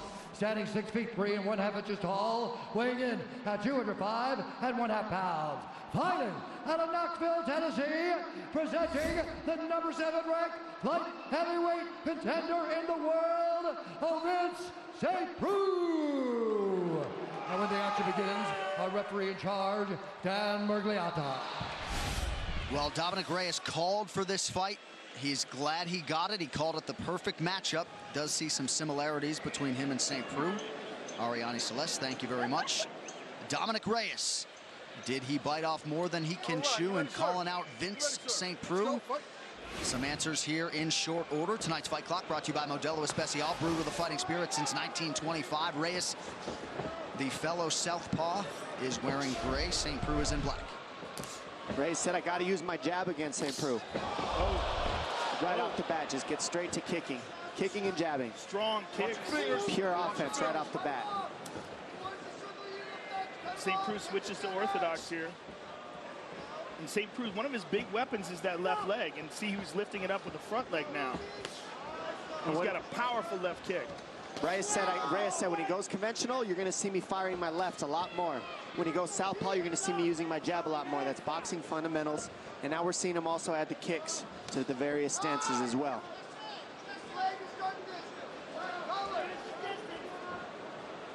Reyes did take second at the 2015 IBJJF Worlds as a blue belt, but really acknowledged that he doesn't have the combat experience of his light heavyweight contemporaries. Nice land there by Reyes. You see, he throws that right hook very lightly to set up the step-in left hand. I mean, he reaches a lot of distance with that left hand. St. Preux just getting out of the way.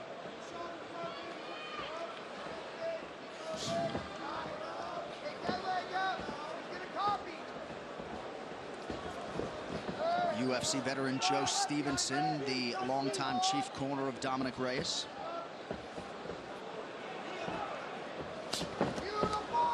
Nice slip by St. Preux. He said most of this camp was rooted in shoring up his defense. Oh, Vince looking for the takedown. Interesting.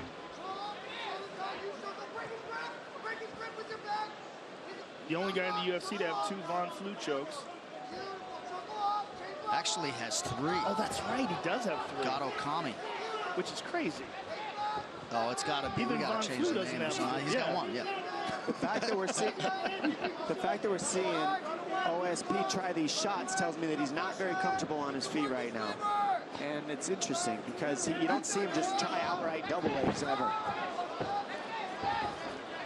Takedown attempt again. Reyes showing very good takedown defense. But I think he was just shocked by the output, the quick offense of Dominic Reyes. Looks like he's going to get this double leg here, though. Oh, big elbows. Oh, those are heavy. Oh, he pulls him up the hip. Those can get ugly sometimes. We've seen people get knocked out pretty bad with those types of elbows. Nice takedown. Beautiful takedown. That was nice. Reyes right back up to his feet. Look at this. The athleticism that he's showing is high level. That's exactly what he's talked about, making these strikes count. And you see how he had that double leg underneath the butt, and you saw Reyes bring his hips in and slide him up to the upper body. I mean, that's so frustrating because you know you have the double, and then you lose it.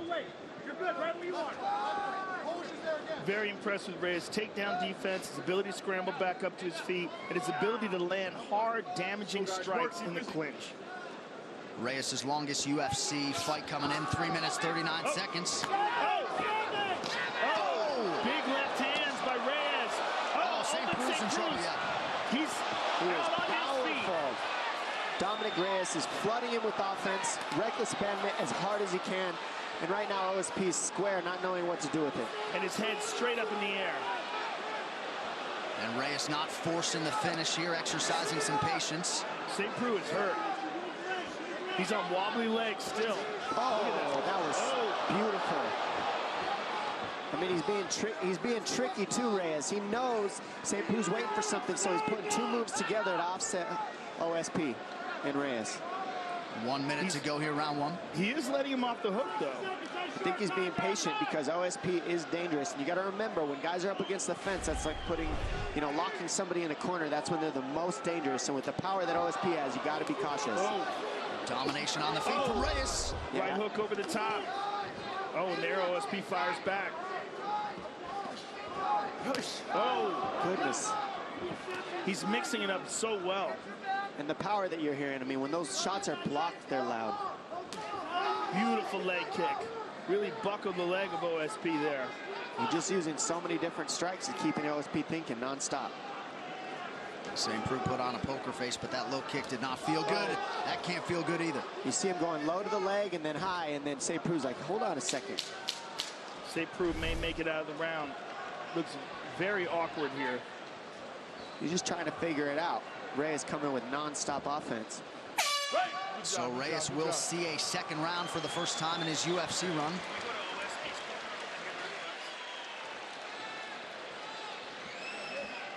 Let's listen into Eric Turner if we could. You're doing a good job on your shots. Just pull the trigger, right? Don't stand in front of him ever. Never, ever stand in front of him. Where are we going to do this round? It's good. Yeah, he's fine. We're going to move our feet, aren't we? Right? Move our feet. Either be close or too far. But none of that in the range, right? Right now we're saying right in his range. If we're going to stand there, pop, pop, pop, pop, pop. You understand? What are we going to do this round, okay? Yeah. You're good from the over-under. Attack them. Yeah. Put yourself in position. Dominic Reyes putting on a show. Let's look at these big elbows from the clinch. Hard elbows. Travis Brown style. And look at this left hand over the top. Boom, right hand behind it. Just pure domination by Dominic Reyes.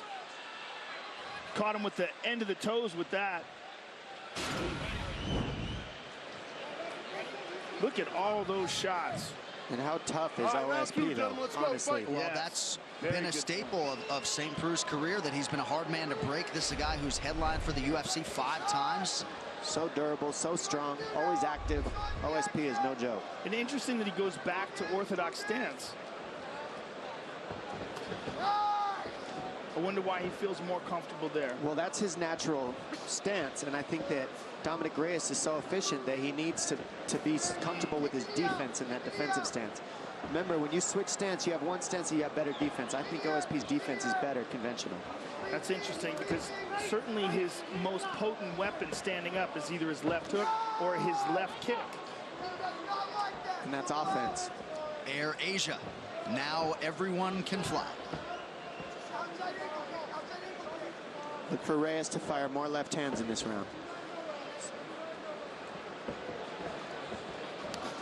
Oh, there's one right off the bat. Because he knows as a southpaw, you got to fire more right hands, left hands, excuse me. And you take away the... Oh, he ate that knee. OSP working real hard for the takedown here. Dominic gets that underhook, turns it around. The balance there showed by Reyes was huge. Good hips, powerful.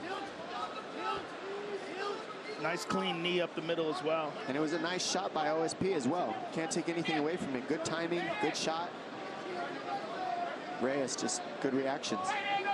And some valuable experience being accrued here by Dominic Reyes in this, his first second round in the UFC, but got a lot of layers to his game at 28 years old.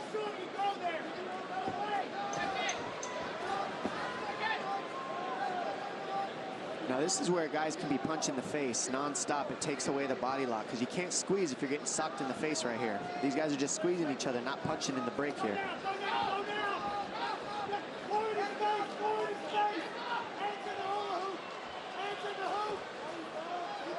Reyes 9-0 coming in, only one career win by decision, so perhaps the gas tank bears watching. Beautiful body kick there. Just so fluid with his technique. I mean, he mixes it up so well.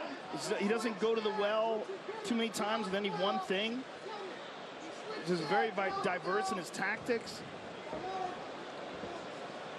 Well, and I think those that were surprised to see Reyes entrenched as a near 3-1 favorite haven't necessarily been following his career trajectory. Oh! And there you see how dangerous OSP is too. Yeah, from that southpaw stance, there's that powerful left kick. Don't forget, he's just as strong as Reyes, hits just as hard.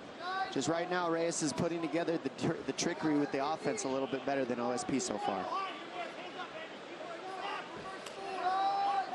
Yeah, he just has a more efficient and fluid offense, but OSP has dynamic power.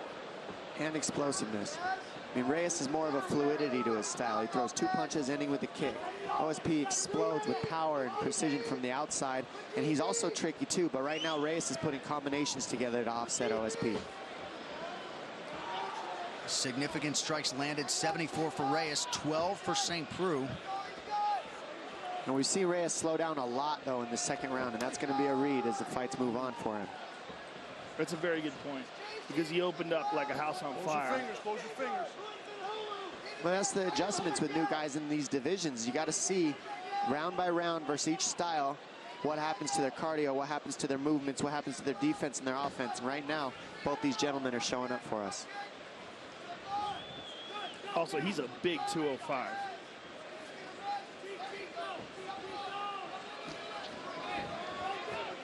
Not sure how much weight he's cutting, but that could be a...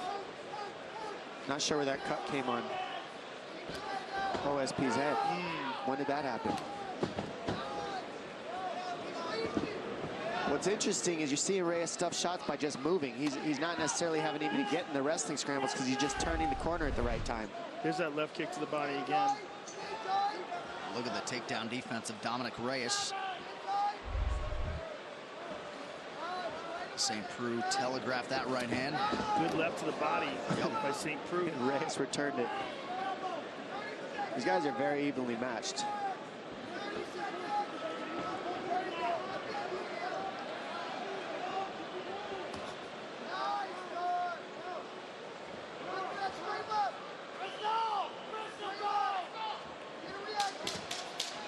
Looks like that cut might have came from a takedown attempt earlier by OSP. Just got caught with the elbow on the way in. Reyes catching him with that elbow. 10 minutes down. This corner cam brought to you by Harley-Davidson. When you fire up an HD motorcycle, adrenaline kicks in and refuses to tap out. Check it out at h-d.com/explode. Look at me. You need more offense. You got 5 minutes. You're definitely down 2 rounds. What are you waiting on? You beat this guy every time you go first. Do you hear me? Every time you go first, you win. If you're going to stand up, I don't want to be yelling combos that you're not listening to. You understand? I need you on him on the deck. You have to finish him this round. If you want to set that bristle, you got to snap. Stay tight. When he switches, fucking chop that front leg out. That shit's hurting there. Right? So just, stay calm, stay tight. Don't fucking rush anything, okay? But know your shots. He's going to come out, try and shoot again. That's the only thing he got. Yeah. You're doing a great job. Round 3 is brought to you by P3, the official protein snack of UFC. Now, that was Eric Turner, Knoxville Martial Arts Academy there, Dom, in the corner of Oven St. Preux. A lot of these cheap corners have different approaches, but Turner and St. Preux have been with each other every step of the way. So. All right, final round. You ready? Final round. Let's go. I don't know. Well, just don't forget, each athlete needs a different type of stimulus, especially after you've been getting punched and kicked for a couple rounds. He needed to pep him up, and I think OSP, that was exactly the things he needed to hear for this third round. Pretty significant cut there just along the hairline of Oven St. Preux. And his coach is exactly right. OSP waiting just a little too much. He needs to be first. And when he's first, he does well. When he waits on Dominic, it's a problem.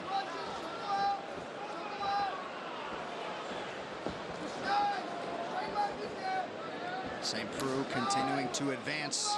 And we see Reyes listening to his corner well. Right when he switched stance, he starts beating up the lead leg. Smart. Good reads. Oh, went right over the top of that left high kick. Almost clipped him. And it was pretty. That was a very nice kick.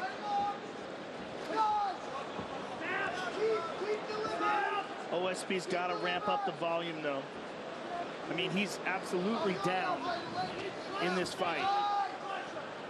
But with that kind of power, he's always in it. Well, the issue right now for OSP is he's throwing one at a time. And the difference is Reyes has the numbers because he's throwing combinations. Now, as the fights moved on, we've seen Reyes go more and more to one shot. But that first round got him so far ahead that right now OSP needs to pick up the pace and go first. All right, let's bring in Joe Stevenson in the corner of Dom Reyes. Nice! Way to step out with your left. Nice. Keep your hands up. Keep all your hands up. There we go. Keep circling. Lean your kick to the knee. Hands up. Circle out. Look for your legs. Come over his jab. Come over his jab when he reaches. Oh, his hands are coming low. No! That hurt him. That hurt. He's trying to rush. Look ahead. Look ahead. Yep.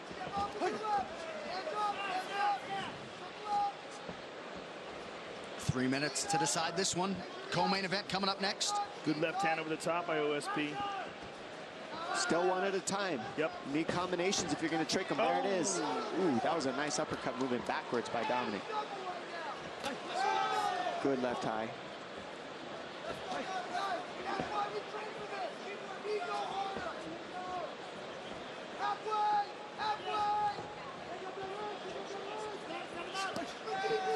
And once again, Reyes strikes first.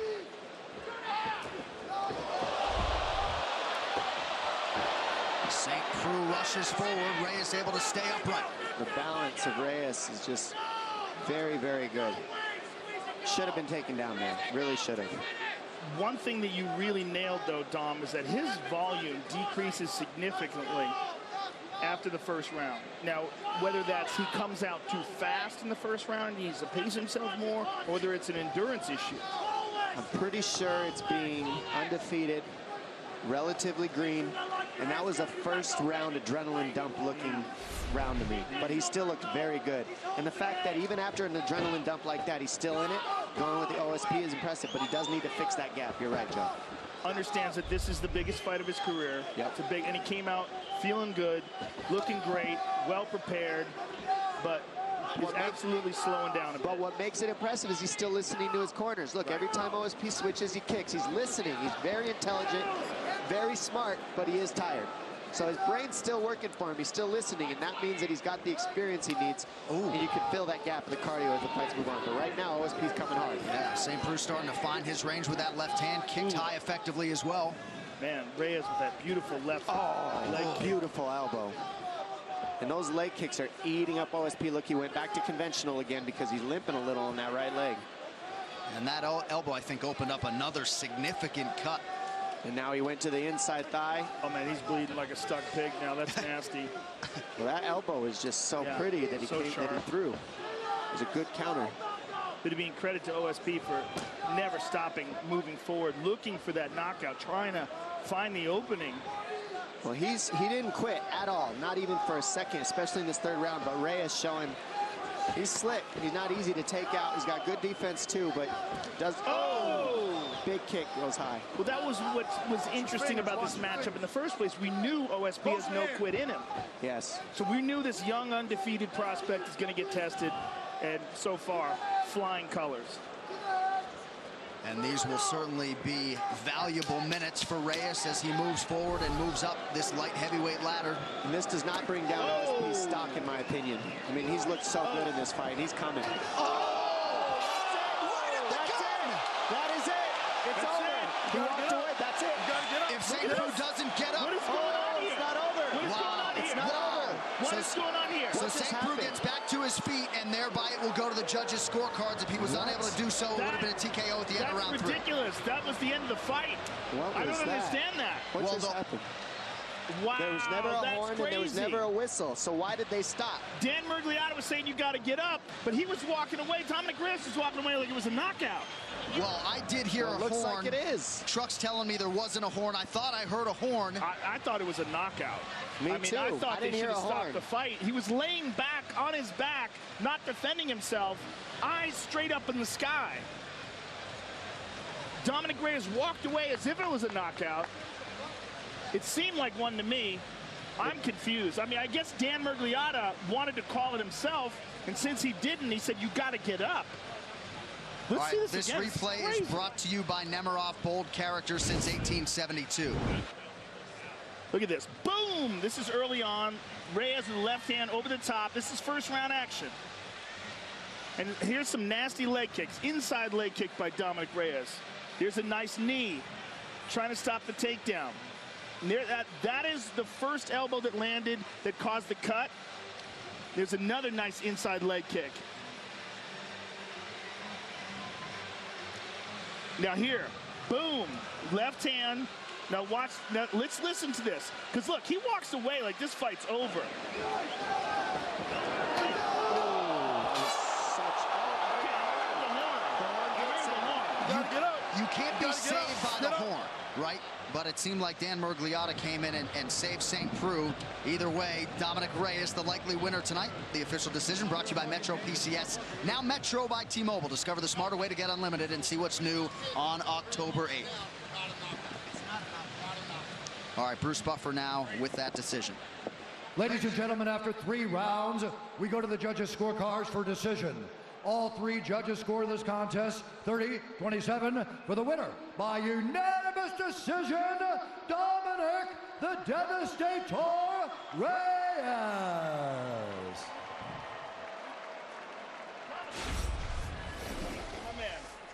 First of all, congratulations, Dominic. There seemed like a little bit of confusion at the end of the fight. We thought you had knocked him out and you were walking away as if you did that. We heard the horn, but Dan Murgliata was telling him he had to get up or they were going to stop it. It wound up being a decision. Did you feel like it was a knockout? That's a knockout. I mean, what do you guys think? I absolutely think it was a knockout. But that aside, phenomenal performance. You came into this fight 9-0 against one of the top contenders in the division, a guy who went 5 rounds with John Jones, a guy who's fought the best of the best. And you put on a show tonight. Oh yeah, it wasn't easy. All respect to Vince, you know, he's a hell of a competitor. But, you know, I was prepared hard, worked my ass off. I know where I sit, and I knew I was going to get this win tonight. Well, Dominic Reyes, you came into this fight tonight a prospect. You leave a top contender. That was an absolutely impressive performance, and I think most people think it was a knockout. I hope it goes into the books as a knockout. Either way, amazing, amazing performance. Thank you very much. Thank you, sir. Hey, yeah, get me in the game, man. Come on, let's go. Get him in the game, people. Dominic Reyes, ladies and gentlemen. Well, if you don't know, now you know. Dominic Reyes maximizing the pay-per-view showcase here tonight, and I think we'll find a way to get him in EA Sports UFC 3. I think that's the least of his worries after that. This stat brought to you by San Manuel Casino. With the most slots on the West Coast, visit sanmanuel.com for all thrill details. So with that win, Dom Reyes ties Jan Blachowicz for the longest live active win streak in this UFC light heavyweight division. Well, the A-listers are out here tonight. One of Boston's finest, Matt Damon, is in the building for UFC 229, as is Aaron Paul, he of Breaking Bad fame. Good to have both of those gentlemen with us tonight for UFC 229. All right, coming up next, we will get to the co-main event between Tony Ferguson and Anthony Pettis. What's coming up? Brought to you by EA Sports UFC 3. Get up to 50% off, including exclusive in-game content with the new limited-time UFC 3 Notorious Edition, available on Xbox One and PS4 until October 16th. Before you watch the title fight between Conor McGregor and Khabib Nurmagomedov, here's a look at TV's #1 show, The Walking Dead, premiering tomorrow only on AMC. We're building, we're growing, we're getting back a piece of who we used to be. Bless you, Rick Grimes. Thank you. Famous Rick Grimes. Don't you start to.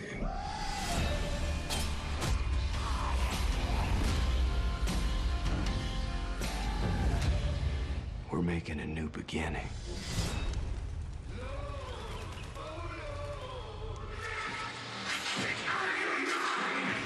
Tonight's crowd shots are brought to you by AutoZone. Get in the zone, AutoZone.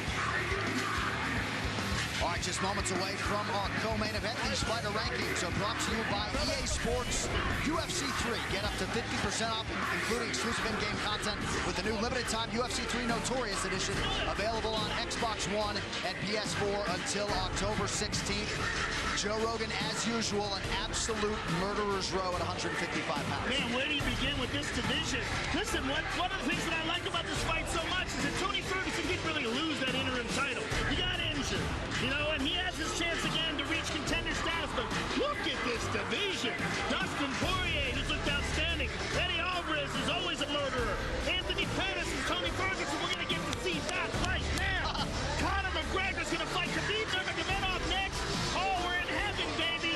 All you can handle, bro. The best is yet to come. Well, embrace the chaos has been the mantra of Anthony Pettis in advance of this fight with Tony Ferguson. El Cucuy will gladly go along with that approach. Few men are better than he is in the eye of the storm.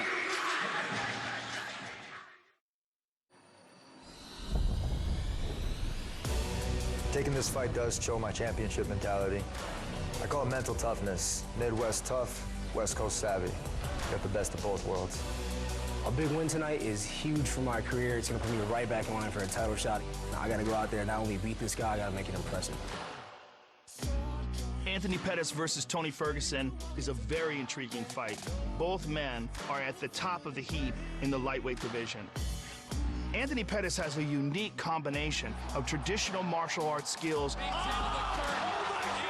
along with lightning-fast submissions, particularly off of his back. Guillotine, both legs, And he's back against one of the most creative and dangerous guys in the division, in Tony Ferguson. Tony Ferguson is one of the most unique fighters and most difficult fighters to prepare for.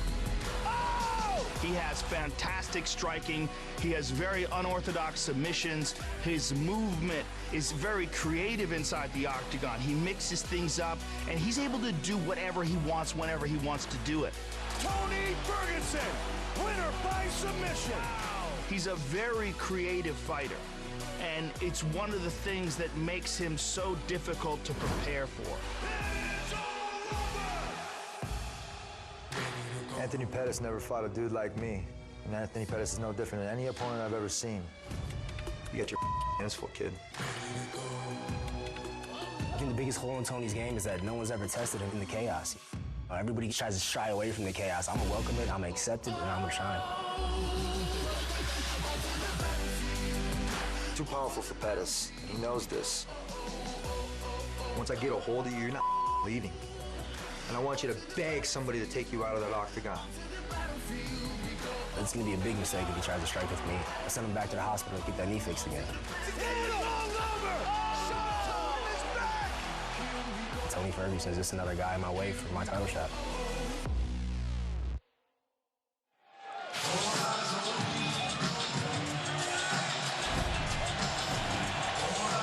Well, his future is in the UFC Hall of Fame. His present, this massive co-main event tonight against Tony Ferguson. Here is Anthony Showtime Pettis. And Joe, he really has taken his training approach back into his own hands, trying to get back to the fighter that realized the UFC title 5 years ago. Well, he feels like he fixed something that wasn't broken. He had a style where he would throw these wild kicks and punches, and if you took him down, he would submit you. And then he felt like he was out-wrestled by a few guys, so he had to change his style up and work more on his wrestling and tighten up that aspect of his game. But in doing so, he diminished some of the striking, he diminished some of the submission. Then he decided, before the Chiesa fight, I'm going to go back to the old way. Right. Wild, reckless striking. You take me down, I'm going to submit you. That's exactly what he did with Chiesa, and it feels like he's back. What we got to remember is Anthony Pettis is still only 31 years of age. Right. All right? I mean, former WEC champion, former UFC champion, has beaten some of the best in the game. Gilbert Melendez knocked out Cowboy Cerrone. When he's at his best, he's a wild, creative striker with some of the most dynamic kicks in the game. Tonight's Prep Point brought to you by Harley-Davidson. When you fire up an HD motorcycle, adrenaline kicks in and refuses to tap out. Check it out at h-d.com/explore. And Dom, he feels like his instincts and his reactions are as good as anyone's in the game, and why not lean on it, says Pettis. Well, he says that comes from his mentality outside of the octagon. He said he worked on his brain outside, and it fixed his mentality inside the octagon. The biggest thing that makes me excited about this fight is he said, one, I want to make this fight havoc. I want it to be chaotic, and I want to embrace it. And I said, well, that's what Tony Ferguson wants. And he says, exactly. So these two are going to meet head on head, and he's okay with that. And that's what he said in the pre-fight. You've got to be okay in the habit of Ferguson if you're going to beat him. And you got to get him in between the transitions where he has the holes in his game. He considered the decision a loss, is what he told me. So he's going for the finish, and he's going hard, like usual. 15th UFC appearance for Showtime Pettis, a plus 300 underdog at close here tonight.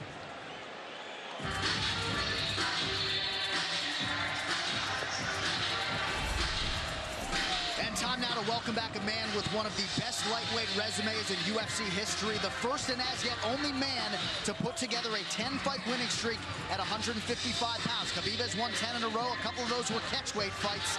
His training is legendary. Tony Ferguson, 6 months after a major knee surgery, back to the octagon. He's a brilliant weirdo. That's what I would say about Tony Ferguson. He's brilliant. The guy shows up to the weigh-ins with ankle weights on.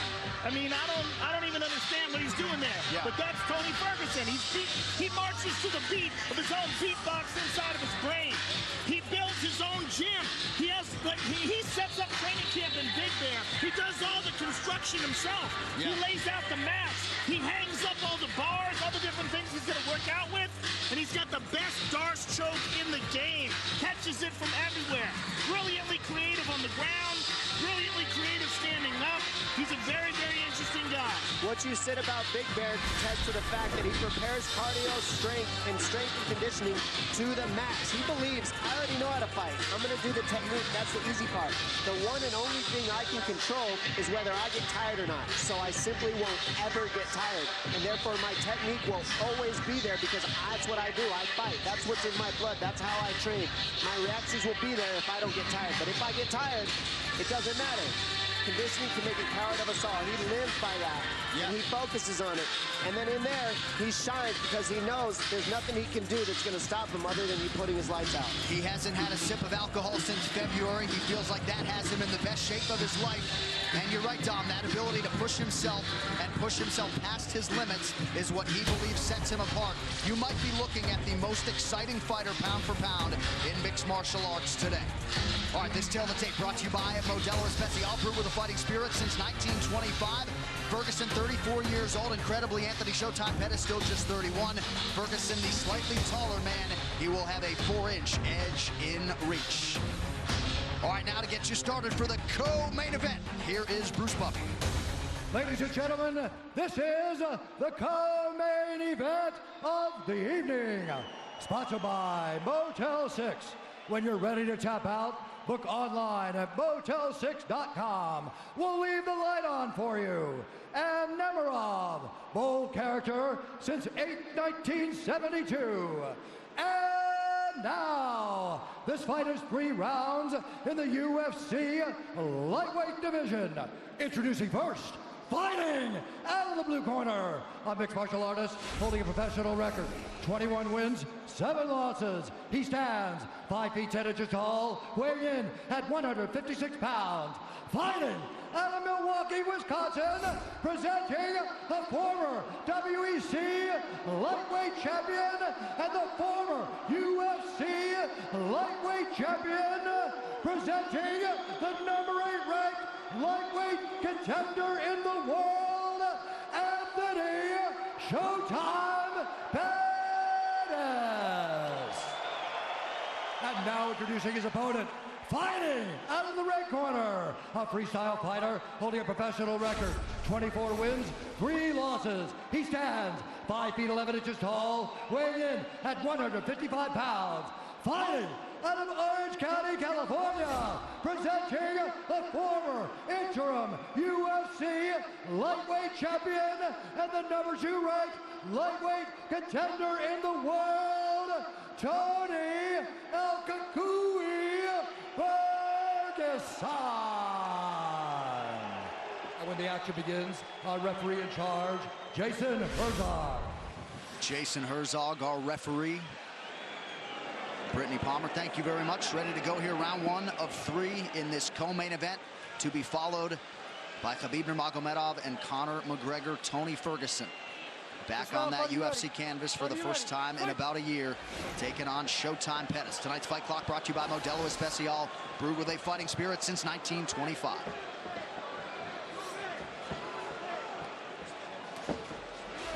Ferguson came home from the hospital after surgery in April, immediately started doing 20-pound curls until he couldn't work out anymore. He is a freak. See Pettis going right after the knees right away at Ferguson. Right away. Right after the leg. And it already hurts. You see him limping already. Can't get kicked in the legs. That hurts. And Ferguson returns to him. And you see the scar on the side of his knee.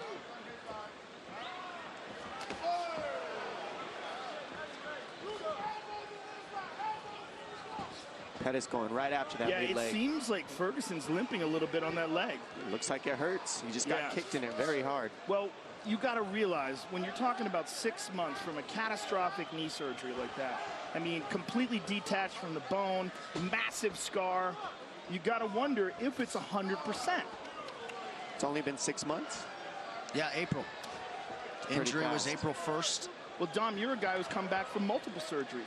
You know how long it takes. It's very rare that someone can come back from a gigantic knee surgery and be 100% after 6 months. Well, 6 months is a ridiculous time frame, I'll be honest. It takes at least 9 to get as strong as you need it. So the fact that he's pushing the pace like that is pretty crazy. Nice yeah, stick. And I don't like the way he's moving. It looks like it's hurt. He might have rushed it, but we don't know. Yeah, we don't know that with Ferguson. Right, it could have been the kicks that Pettis landed. Because he looks good now. Or it could be that it's hurt. The biggest thing Ferguson said he wanted to do was utilize his jab in this fight. That was going to be the biggest problem for Pettis. And what's cool about it is he switches and he's got a really good southpaw jab and a really good conventional jab. Oh, yeah, he can absolutely fight from anywhere. The question is, did he give himself enough time to recover from the surgery? And he did no physical therapy. He took his recovery into his own hands, none. I don't know what to say about any of that. I honestly have no words for that. Don't shoot the messenger. He's crazy. I'm not shocked. Yeah. But, I mean, he's brilliant in that regard. Correct. That's his own way.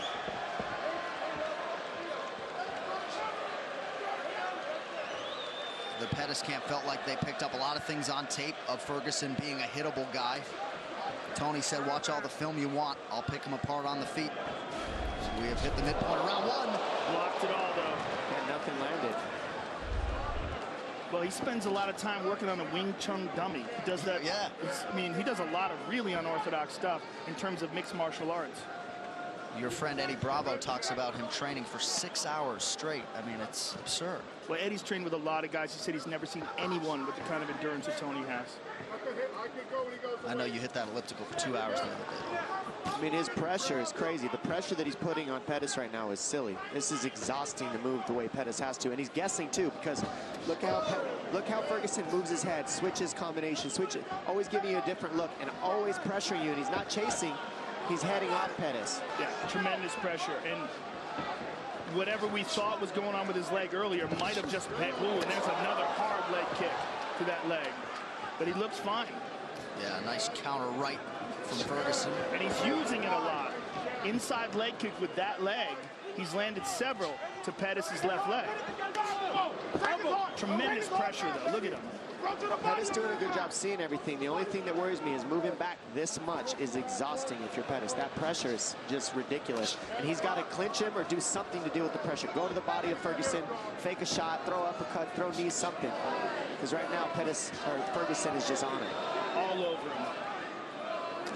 Front kick to the body, inside leg kick again. I mean, he is just smothering Pettis. Pettis just can't get any space. He's basically keeping him in a phone booth by heading him off. And he's slowing down. You're seeing Pettis' punches coming slower. Well, the key is of what Ferguson's doing game plan-wise is now Pettis doesn't have this trickiness. He can't make reads. He can't have timing because he's moving back the whole time. Blocked. Nice left hand there, stuck by Ferguson. Beautiful uppercut. And look at him, walking him down, talking to him.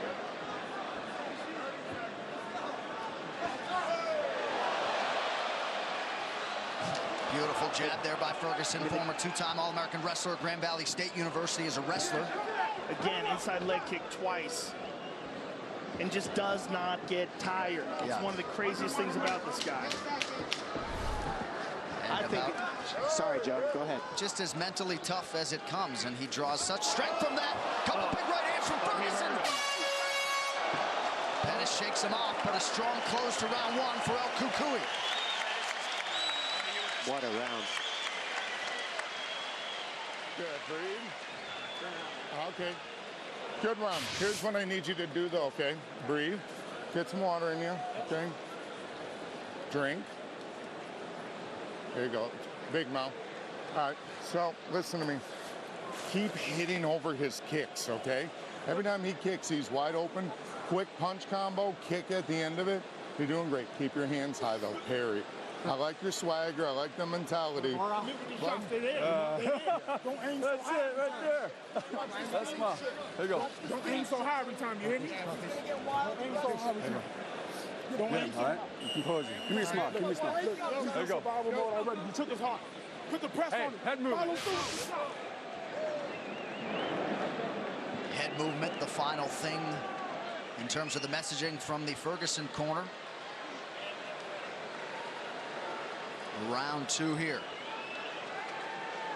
Second round, fighter, you ready? Fighter, you ready? Fight! Well, the pressure's already exhausting, but then you add the fact that he's pressuring by switching stance, so that takes away your counter reads too. And then he's kicking your legs when he switches stance. Yeah, he's chewing. He's hurt, and that's one thing about Pettis. He can finish anything. He's on him. He's on him. He's attacking the leg. Oh, Ferguson bleeding bad here, busted open. Beautiful by Pettis. And that's the thing, Pettis wanted a war. He wanted to feel this pain, and so he's in it. And now he got what he wanted. He hurt Ferguson, and now he has Ferguson's respect. There's a lot of blood coming from somewhere. Might be his jaw. Yeah, it looks like the mouth of Tony Ferguson. So some definite adversity here for Ferguson. Pettis has got to be very careful of Tony's guard, though. I would like to see him try to just stand up. I'm just glad this is on the ground because I want to see these two gentlemen grapple. Ferguson right after it, immediately staying offensive. Well, there's a tremendous amount of blood coming out of Tony Ferguson's mouth. And you got to wonder what is going on. I think it's from his head. A lot of it coming from Pettis, too. Head? It's got to be the top of his head.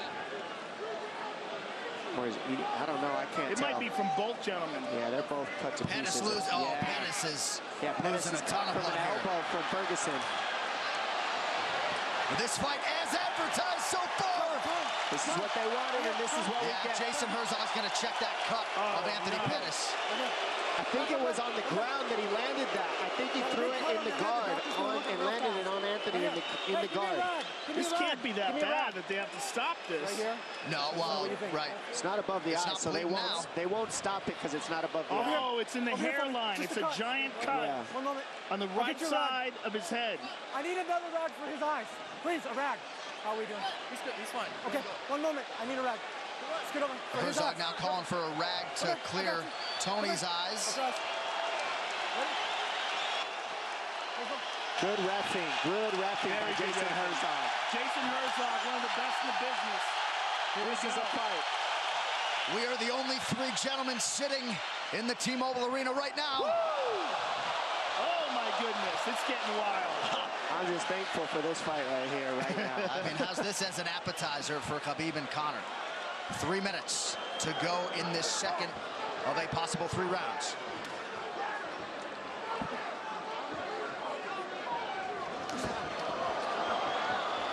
Ferguson ripping the body there.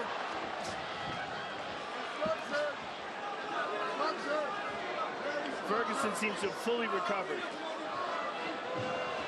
And he's never even looked tired for a second. Just his head got jogged a little.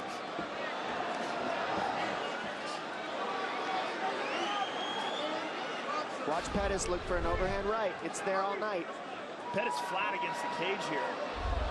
But he's looking like the pressure is just too much again like it was earlier. He landed a beautiful shot in between, and that's what he was saying he needed to do. Find the openings and land. Non-stop output and forward motion from Tony Ferguson. I mean, he puts pressure on you like no one else in the business. Right hand to the body. Oh. Right hand. Pettis forced to retreat here. Under 2 minutes to go in the round. Oh, left hook. Pettis has taken a lot of big shots here, Joe. Big elbow. I mean, Ferguson is just He sliced non-stop. up the left side of him as well now. See, the thing about Ferguson is he loves the pain. He does. Pettis, I think, cut from that cloth as well. He is masked in blood here. Pettis showing his toughness right now. He's not out of this. He's still throwing heat, and he can still drop Ferguson at any point. We've seen it.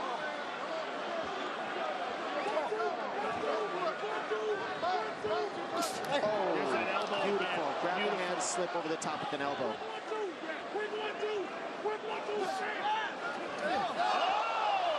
There's the right hand. That's there all night for him if he can fire it at the right time. Oh, left hand lands flush for Pettis. Oh my goodness. I can't take this after the Derek Lewis fight. They're literally fighting in a phone booth right now. This is amazing. Thank you, guys. Oh, my goodness. Another elbow from Tony Ferguson. Under a minute to go in the round.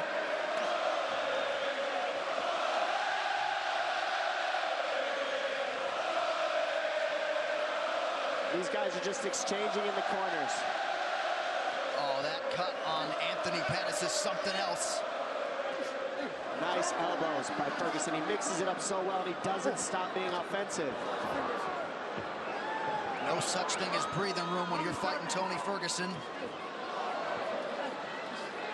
Oh! Those are landing very heavy. Ferguson's hitting him very hard. Pettis needs to get on his bike and start moving. He can't sit here like this. And we just got showered with blood here in the booth. Final seconds of the round. Pettis covers up. Mixed martial arts. Gracious. Unbelievable pressure. Unreal fight so far. UFC at 229, Khabib versus McGregor is presented by Harley-Davidson. When you fire up an HD motorcycle, adrenaline kicks in and refuses to tap out. Check it out at h-d.com/explore. Breathe, Anthony. Big breath. Yeah, we're covered with blood. You're good. You're good. Look up. Look up. Okay. What do you want to do? If you can't go, we got to stop it. What do you want to do? You tell me. That hand's broken? Yeah. What do you want to do? I don't want you going out there if you can't fight the way you need to fight, all right? I can't have you fighting him if you didn't got that hand, all right? Hand's broken. Yeah, That's he it. broke his hand. So that's the fight. Anthony Pettis breaks his right hand. Duke Roufus not going to send his longtime pupil out there. Somewhat anticlimactic, but El Cucuy is back in a big way tonight. Can't continue. Wow, that's surprising. Broke his hand, can't continue. You know, we sometimes sit here and bemoan the fact that corners don't save their fighters often enough. I know people are going to take issue with this.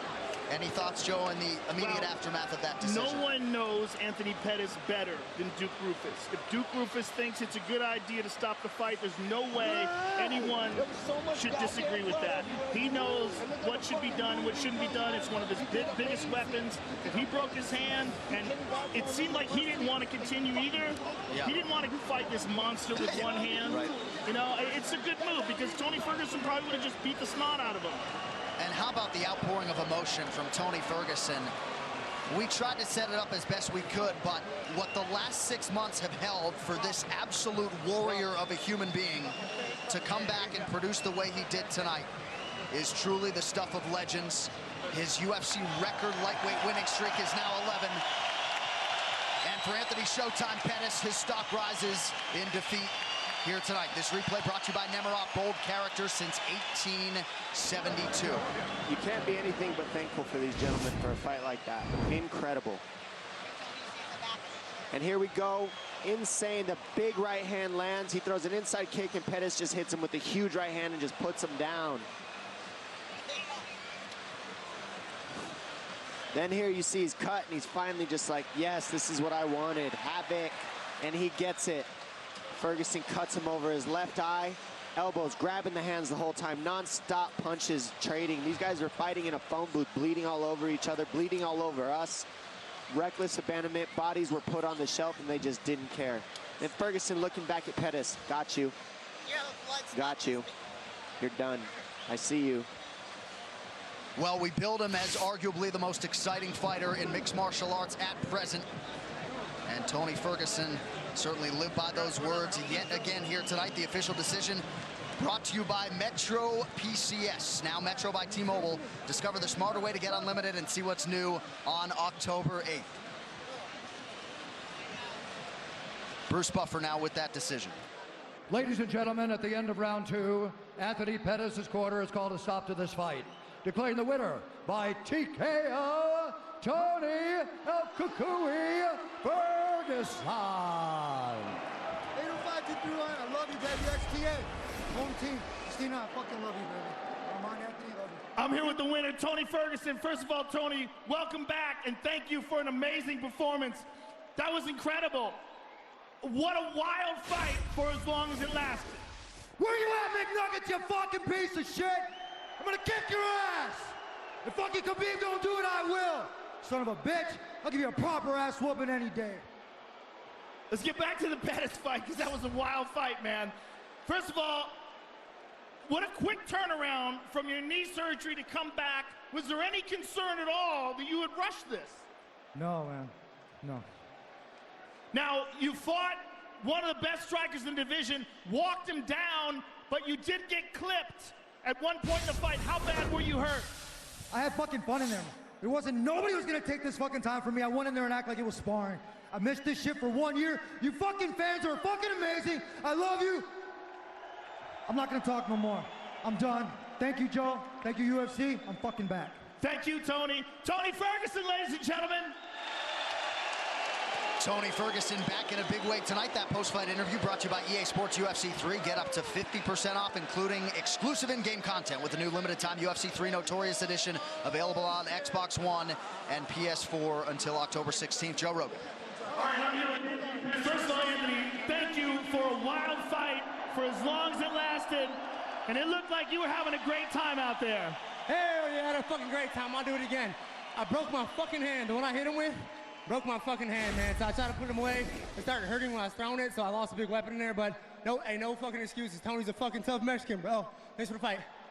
Well, listen, this was the old Anthony Pettis. You came out wild, you came out creative, you clipped him, you had him hurt at one point in time. That's a tough guy, bro. I hit him with the right hand. I felt my hand shatter. I'm like, shit, you know, I should have choked him out, but he's a soldier, bro. I tested that leg, his leg, he withstood it, but I just tried to put on a show for all the fans and have a good time doing it, man. So thank y'all for coming here, bro.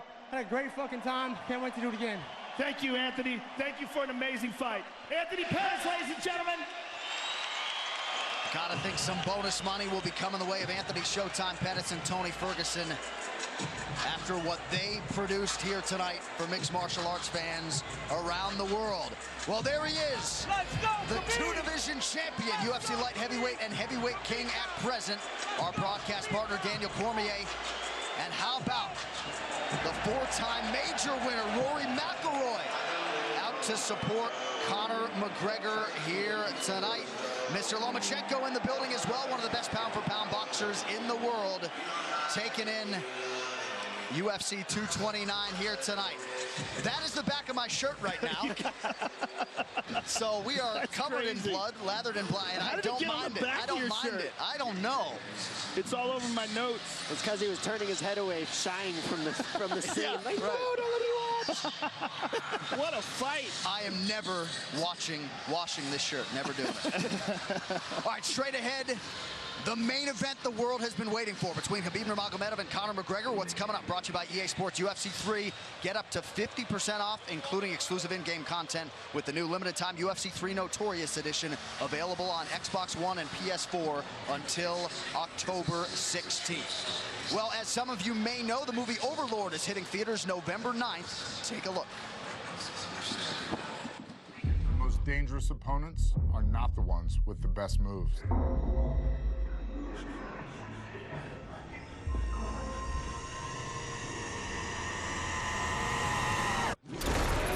It's not the ones who hit the hardest. What did you do to me? Some questions don't have good answers. That's weird. The most dangerous opponents are always the ones who get back up. No matter how hard you knock them down. We have to do this!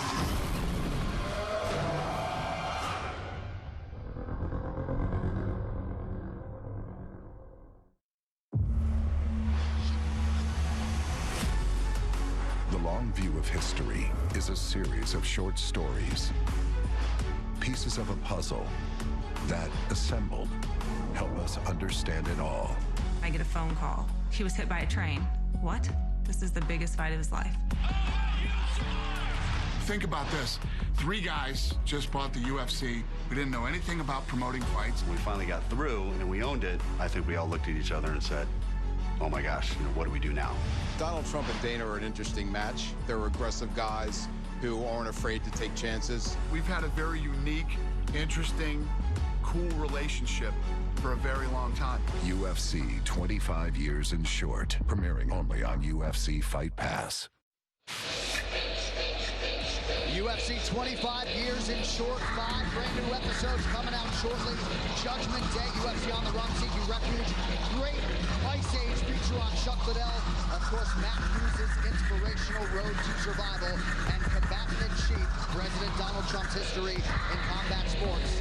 UFC Fight Pass. Download the UFC app today. And now live from T-Mobile Arena in Las Vegas, Nevada. It is time for the main event for UFC 229, Khabib versus McGregor. Brought to you by Harley-Davidson. When you fire up an HD motorcycle, adrenaline kicks in and refuses to tap out. Check that out at h-d.com/explore. All right, now let's pull up the lightweight fighter rankings brought to you by EA Sports UFC 3. Get up to 50% off, including exclusive in-game content with the new limited time UFC 3 Notorious Edition, available on Xbox One and PS4 until October 16th. And this is what makes mixed martial arts great. You have the best fighting the best. The #1 ranked contender, Conor McGregor, who left to go pursue boxing as the lightweight champion, relinquished the title. Khabib Nurmagomedov assumed the throne in his absence. And tonight, in a matter of moments, they will lock the octagon gate behind Khabib Nurmagomedov and Conor McGregor. John Anik, Joe Rogan, Dominic Cruz. So we know what Conor does early. I mean, over under 30 seconds for the first level change from Khabib. How do you expect him to handle the first minutes of this fight? The real question is, can Khabib close the distance and get a hold of Conor? And can Conor clip him on the way in? Those are the big questions. Those are the questions we're going to get answered very, very quickly. The next question, if Khabib takes Conor down, can Conor get back up? Those are the two big questions. That's what it comes down to. And the missing link on the stand-up that makes this fight different than anybody is two things. One, Conor McGregor is a southpaw. We haven't seen Khabib do very well striking with some southpaws as we've seen. Problem number two, Conor McGregor can knock people out moving backwards. He hasn't dealt with anybody that has fought him that moves backwards and can knock you out. Conor McGregor can do this. So if Khabib's pressuring forward the whole time, he's got to be careful. It's got to be in and out, because if he just non-stop pressures, he's going to get clipped on the way in. He has to be very cautious, and a lot of fakes have to be mixed in there, or Conor will get his timing and will hit him. Then the big question is the spectacle. How does Khabib handle the spectacle? Because this is bigger than anything he's ever experienced. We know Conor rises to the occasion. The Jose Aldo fight's a perfect example of that. He came into that octagon like he owned the building. Right. Can Khabib eat the pressure in the way Conor does? And can he take the punches? I mean, the bottom line is, can he take the damage? We've seen Khabib does get hit. It is a fact. It's not like he never gets hit. Can he take the power of Conor McGregor while he goes for the takedown? And can he time the takedown? Or does Conor McGregor have the nice punch count and he makes it so that Khabib has to stand with him? There's a lot of questions in this. There's so many questions. Oh, and we're getting answers soon. With that setup, there ends the wait for the biggest fight in UFC history. Khabib Nurmagomedov, the undisputed champion, welcoming back the Irish superstar Conor McGregor. Let's see how it plays out.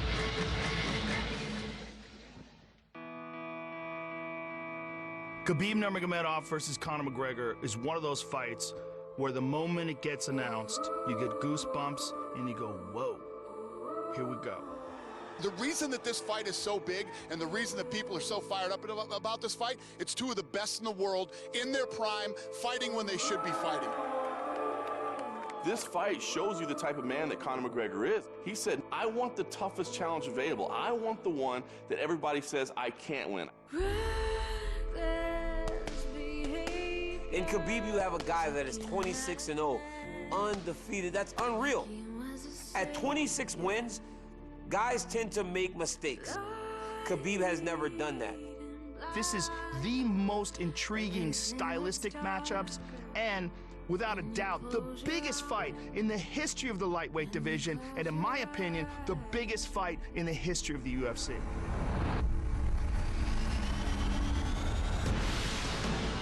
He never fight with someone like me. Oh, he's getting mauled. Barbosa's face says it all. Who have so much pressure, so much dominate with his opponent. Michael should tap or he's gonna break his arm. He's gonna break his arm. Hit is all over. You know, this is my style, crush my opponents. He has been unrivaled inside the octagon. I mean, he's just an unprecedented phenom of a talent. We're talking maulings and massacres. Stop! Where's Conor? I want to fight with your chicken because this is #1 easy fight in lightweight division. We are ready here. We are ready for war. We are ready for all outcomes, all situations, all scenarios. I am in a war state of mind. You're looking at a fighting veteran. I've been through it all. I've been on the boxing side and I've been on this side. I came back for the love of fighting and the love of war, and this I am going to truly, truly love, putting a bad beating on this little glass jaw rat.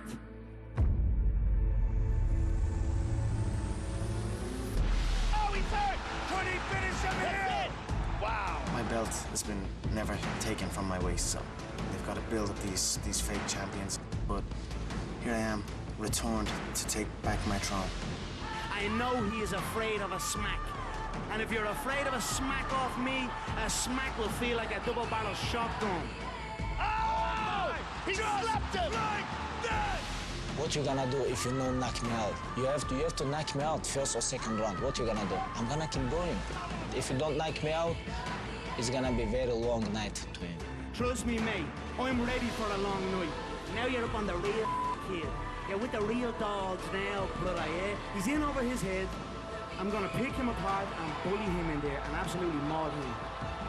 My dream smash him, make him humble. I wanna change his face. We have to finish him.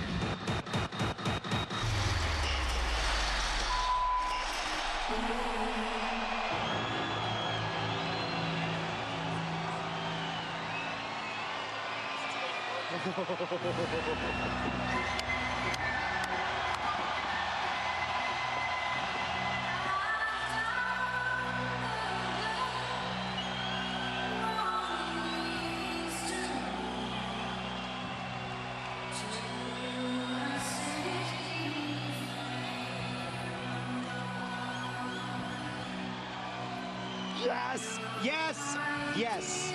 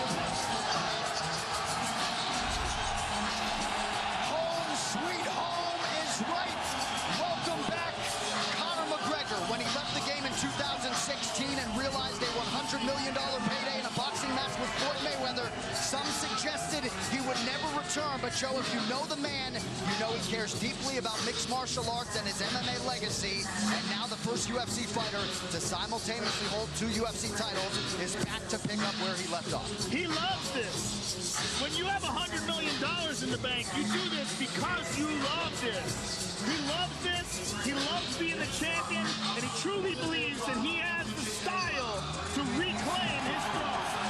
Tonight's bet point brought to you by Harley-Davidson. When you fire up an HD motorcycle, adrenaline kicks in and refuses to tap out.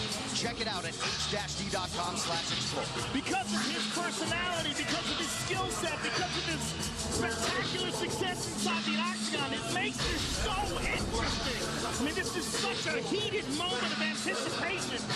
I can't wait, Dominic Cruz. I can't wait. And it's so exciting to be here and to get to call this fight because every single ounce of this is going to be technique. technique at the highest level. When they're grappling, it's going to be technique at the highest level. When they're striking, it's going to be test match. It's going to be non-stop reads. And Conor McGregor is one of the best in the world at finding that pinpoint timing and making it count to put on the show for the world. It is going to be epic. And here comes the strut.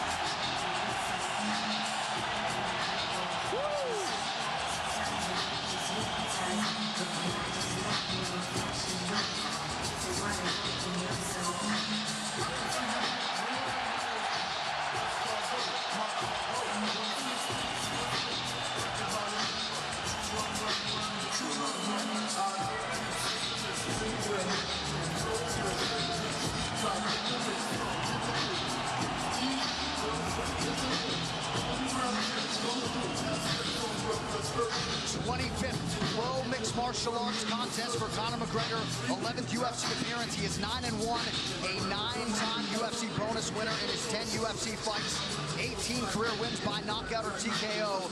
Few understand and manage distance better than the notorious Conor McGregor.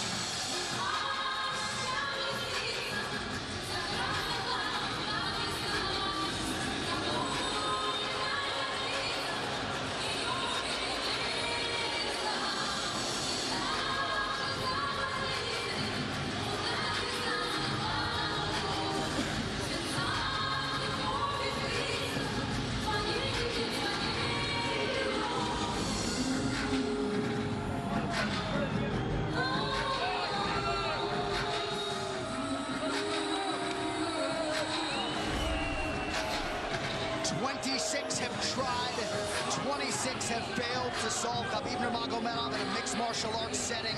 In modern-day MMA, it's an absolutely incredible accomplishment. And tonight, with status as the most dominant force in the game, Khabib Nurmagomedov is chasing the biggest win of his career. He is an unparalleled grappler. There's literally been no one like him in this division.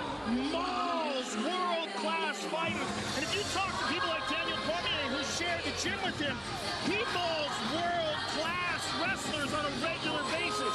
He's the best grappler we have ever seen in the lightweight division. The question is, can he get a hold of Conor? And if he can get a hold of Conor, can Conor survive what 26 others have not been able to? And the big question for me is, how does he deal with pressure at this magnitude? This is what we haven't seen. He's faced some studs, but this is another level of pressure, another level without his father in his corner, another level without some of the people he's used to having with him, not here.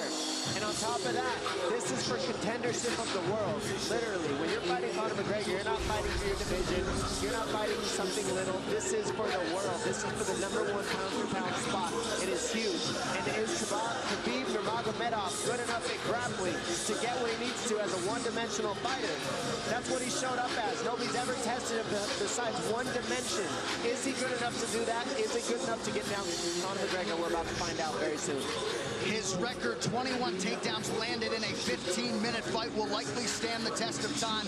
Last appearance, he became the undisputed champion by beating Al Iaquinta back in April. Only landed 6 of his 15 takedown attempts that night. But, Joe, it's what he does with those takedowns. The wrist control, the leg control on the ground, just usually makes for a suffocating night at the office for his opponent.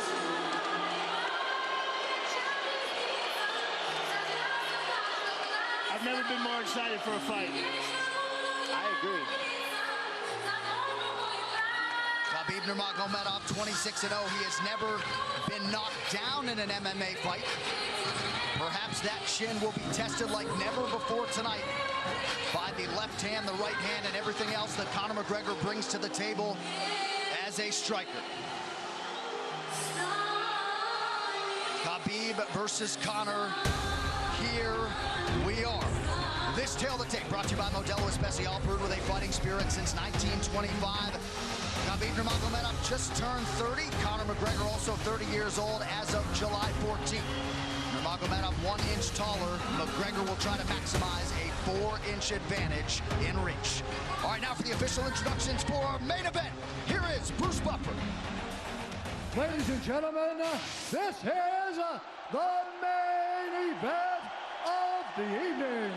Sanctioned by the Nevada State Athletic Commission, Chairman Anthony Marnell, Executive Director Bob Bennett, Commissioners Stacey Alonso, Christopher Alt, Dallas E. Hahn, and Dr. Robert McBeath. Our 3 judges scoring this contest at Octagon side are Derek Cleary, Sal Diamato, and Junichiro Kamijo. And when the action begins, our referee in charge of the Octagon, Herb Dean. This bout is sponsored by Harley Davidson. Get your first taste of Harley Davidson adrenaline at h-d.com. And P3, the official protein snack of the UFC. Metro PCS is now Metro by T-Mobile. Discover the smarter way to get unlimited and see what's new on October 8th. And now, for those in attendance and UFC fans watching around the world, this is the moment you've truly all been waiting for. Live from the sold-out T-Mobile Arena in Las Vegas, it's time! 5 rounds for the undisputed UFC Lightweight Championship of the world. Introducing first, fighting out of the blue corner, a mixed martial artist holding a professional record, 21 wins, 3 losses. He stands 5 feet 9 inches tall, weighing in at 154 1/2 pounds. Fighting out of Dublin, Ireland, presenting the former UFC featherweight champion, the former UFC lightweight champion, and the #1 ranked lightweight contender in the world, the challenger, the pride of Ireland, the notorious Conor McGregor.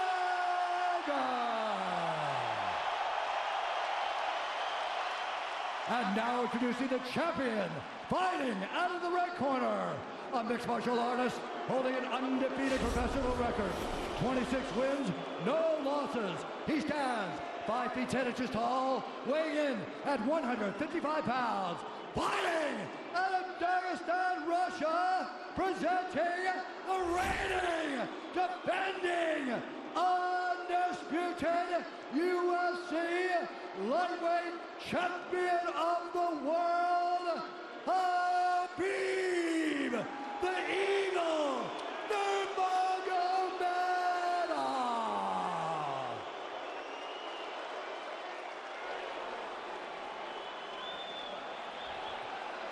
All right, gentlemen, we've been over the rules.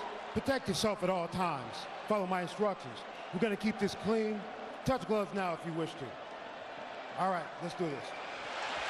Well, if you bet that the fighters would not touch gloves, cash those tickets, and wherever you are in the world tonight, one way or another, we will all witness a piece of UFC history.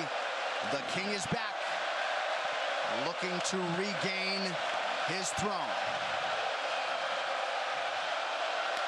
And we are underway. This fight clock brought to you by Modelo Especial, brew with a fighting spirit since 1925. McGregor in green, Nurmagomedov in black. McGregor lands early. Pressure right off the bat by Conor. He's trying to force the shot out of Khabib with pressure instead of waiting for Khabib to come at him. Khabib got a hold of his ankles. He's got his leg. And what he's got to do is get his left leg over the back ankle of Khabib's right leg. He needs to get that. Conor needs the left leg behind the ankle of Khabib in order to stop this. And now he's got it. But a good defense by Conor so far. Look at this. Got the ankles. As long as he stays on the ankle, he's good. He's doing a fantastic job of defending. Look at him spinning around. Khabib looking to complete the takedown, and he gets it. Man. Conor gets right up to the cage. Let's see if he can get back up to his feet. It's one of the big questions. He's got his feet tied up well. Look how good Khabib has done a job of wrapping those two legs up together. This is what he does to everybody he fights. He crosses your legs, and now if your legs can't get away, then you can't get up. You're pinned to the floor. And he's done this better than anybody. He elevates and straightens your legs out. And now what he's going to do is try to lift Conor's knees and legs higher than Conor's head so that he can't move. Conor's just got to stay calm and not use his energy because he's not taking damage here. It feels like he's far better equipped to handle 5 rounds than he was when he left in 2016.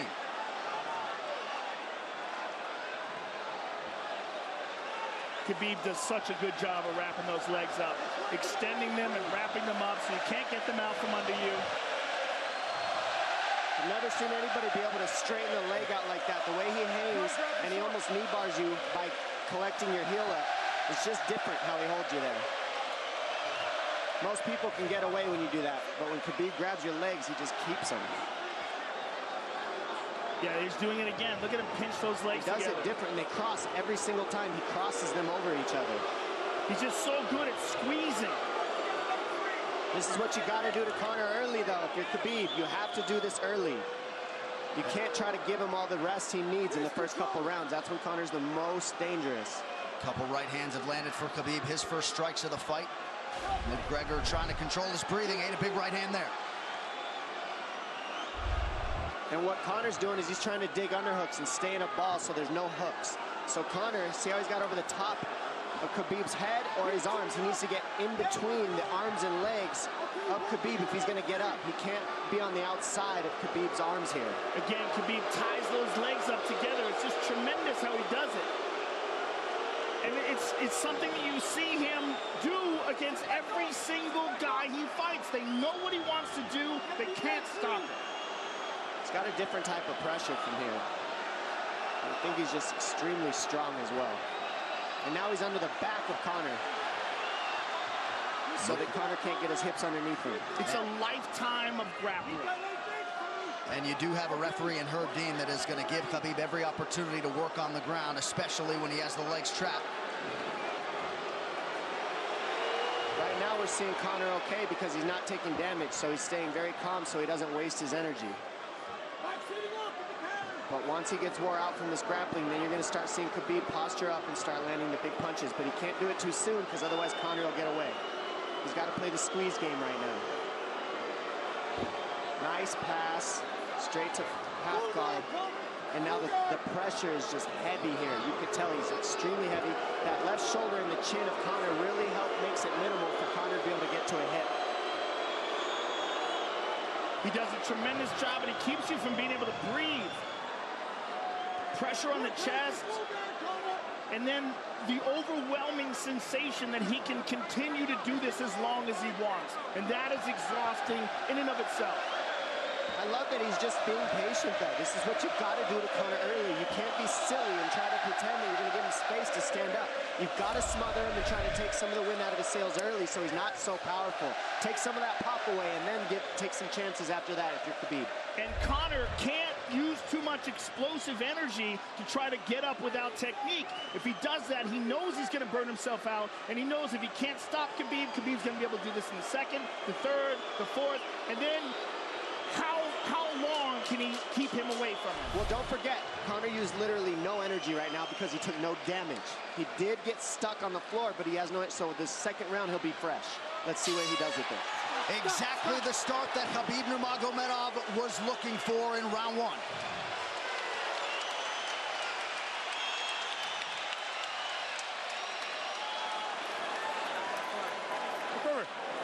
You know the shots get slower as the rounds go on. That was his absolute best there.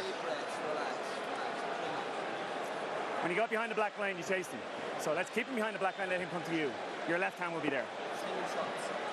Sting him, circle him off. He's doing a lot of work circling around. When he's in range, pop. Perfect.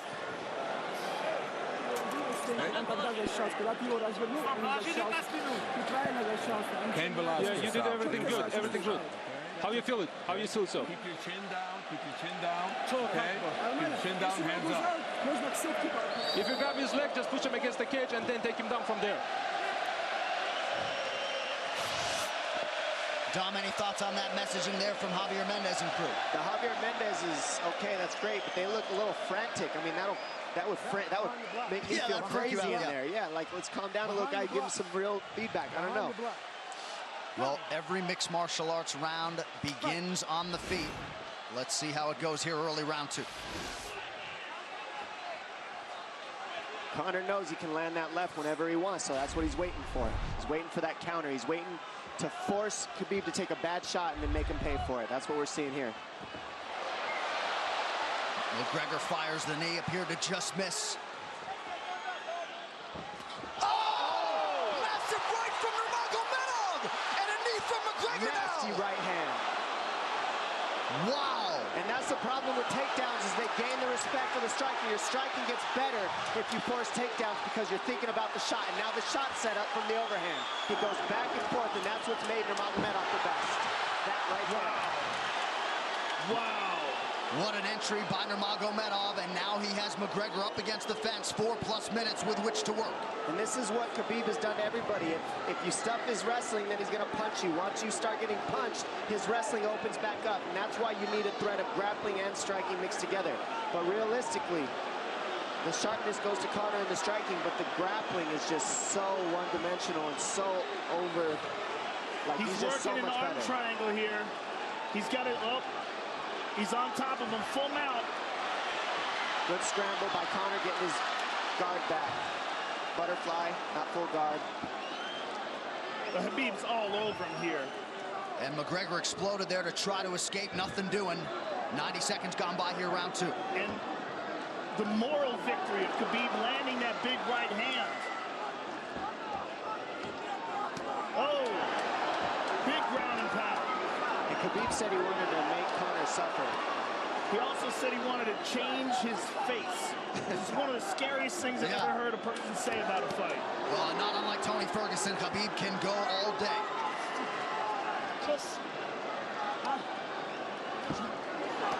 Oh, big right hands landing from Nurmagomedov, who came into this fight unquestionably in the best shape of his life. Conor's talking to him. I can't hear what he's saying, but he's getting tagged. Well, that's Khabib talking, and he's not saying nice things. Oh!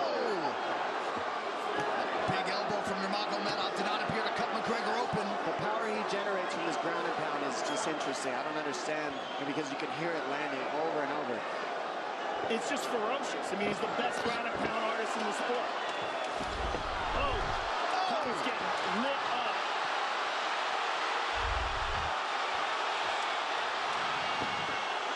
Conor's in serious trouble. Oh, massive ground strikes here. Herb Dean watching closely. Khabib is trying to smash his face. McGregor forced to just cover up. How many shots can one man take? 2 minutes to go in the round. And he's trying to wait. He's trying to gas Khabib out because he's taking shots, but they're not the worst shots you could take. He's covered up. It just doesn't look good. I don't think he's trying to gas Khabib out. I think he's getting smashed. I think it's a mixture of everything. I don't think he has a choice here. I don't think he's trying to gas him out. I think he's getting smashed. I agree, but if you have no choice either. Illegal knee on the ground by Conor. A knee to the head of a downed opponent. Can't interlock the toes in the fence. McGregor got away with that one, still doing it. Herb Dean should be warning him there. He's going for a Kimura here. That is tight. That looks like it's going to get finished here, ladies and gentlemen. That's tight. Good defense. It's like Conor's not even sure. Why isn't he trying to get up? Because he's exhausted and he's getting his face punched in. And I don't think he can. I just think Khabib is so much better on the ground that he's surprised. I agree. And Nurmagomedov's output hasn't waned one bit.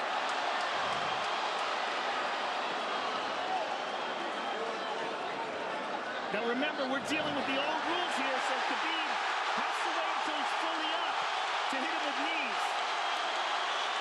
Crowd goes bananas as McGregor gets upright, but for how long? And he's taking some big, deep breaths. 30 seconds here in round 2.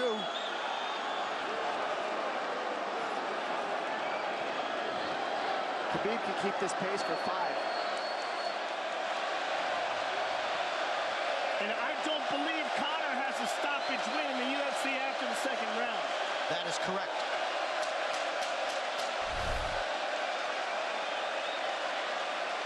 Conor hasn't had an answer at all for the grappling Khabib in one bit.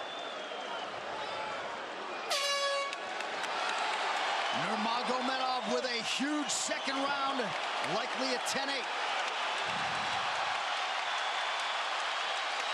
Telling you, he didn't need as big of shots as it looked like. It looked bad, but he wasn't eating them square, Joe. What a stand-up, brilliant. Okay, it's those low singles coming from halfway across the cage now. Draw him on, Conor. Pop the jab and pull out. Let him fall into the space. Straight uppercuts there. Do not chase him this round. Draw him on. If you push him back, you can spend the first minute just getting your recovery. Khabib is not even tired here. This is what's terrifying. Look at this right hand. Boom. Clips him on the chin. Drops him. Let's see it again. Winging right hand. And as you said, Dominic Cruz, he was looking for the takedown, and that's why he got hit by the right hand. It takes you back to Crow Cop versus Kevin Randleman. Same sort of situation. You gotta respect the takedown, especially when you don't get up. Round 3 brought to you by P3, the official protein snack of UFC. John Kavanagh not wanting McGregor to chase. We'll see if he can oblige. Kavanagh said pressure to get your air back. You can get a little air if you pressure in the beginning. And now Khabib's tired too, don't forget that. The striking, he's full of blood. They both are. Perhaps McGregor sensing that now. McGregor looking for that big left hand. Khabib used tons of energy on that ground and pound, Joe. Tons. That was a crazy pace, that last round. Well, we did see him slow down considerably against Al Iaquinta in the later rounds. And now you're seeing Conor go at the body. That's the same thing he did to Mendez. He waited 2 rounds and started teeping at the body, and then starts going up high. There it is. There's the teeps to the body. He's just trying to take their out of Khabib, letting Khabib wrestle himself out. Because you gotta, it can go both ways. Well, you hate to read too much into the body language, but this is as fatigued as I've seen Khabib Nurmagomedov in that octagon. I don't know if he looks fatigued to me. It doesn't look like he's breathing heavy. It looks like he's trying to find his moments, but he's getting outboxed. Yeah, I don't think he's tired. I think he's just a little heavy from the grappling last round, but he's not tired per se. His muscles are full of blood, so he's a little slower. And that's where Conor can use his left. There's the shot. And that's what his coaches, that's what they were talking about. He stuffed that one. Oh, elbow by Conor. That's what Kavanagh was talking about. Said the first couple shots are going to come heavy. Later, they won't be so heavy. Big right hand by Khabib. Just over 3 minutes here in this 3rd round. Level change from Khabib. He stuffed that as well. Look at this. This is where it's getting interesting.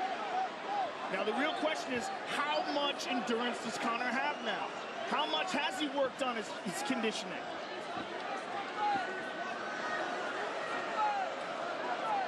And how do you prepare for a guy like Nurmagomedov? Nice seeing the body by Conor. Those knees to the body will add up, and so will the punches and the kick teeps. Oh, uppercut.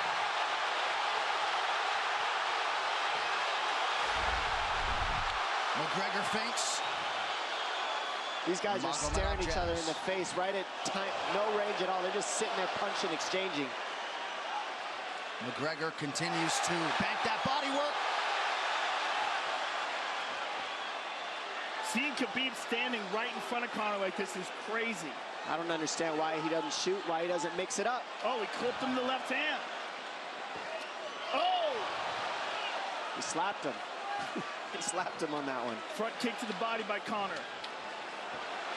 He's pawing with that punch. He's having a hard time getting that snap back. And Khabib standing right in front of perhaps the best striker in UFC history. McGregor to the body again. Good left hand to the body there by Conor. Another good knee.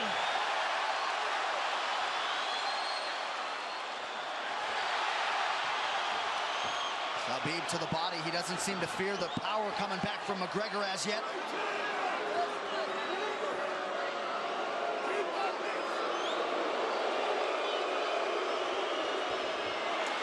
Trip by Nurmagomedov gets McGregor down briefly.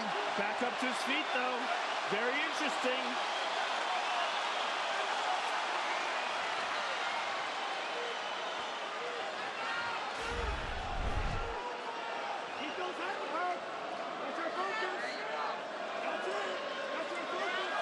Slight edge in terms of the significant strikes in round 3 for Conor. Less than a minute to go in the round.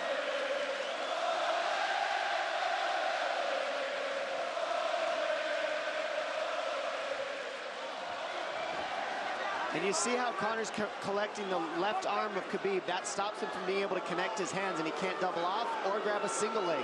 If you can't lock your hands together, you can't finish a takedown. So Conor's leaning against the fence and just controlling one arm.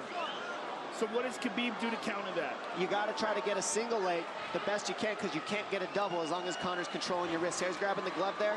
You can't clasp your hands together. The only thing you can do is keep the pressure like he's doing, so you're not getting picked apart. But you got see, he's got his glove. He's got his glove underneath it. Keep fighting, keep fighting. So he's just holding it so he can't complete the takedown.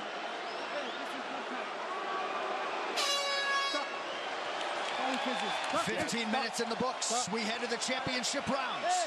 Grabbing. What did Khabib just say to him? Couldn't understand it. Well, Conor was grabbing his glove, which is illegal. The hooking of the glove is illegal. It's a veteran move. He started. Don't let him work. Don't let him work. Just pressure him. Listen, can you punch hard and go for the takedown? This is the 4th round. Drink some water. Drink some water. Here. No, too much water. Okay. Here.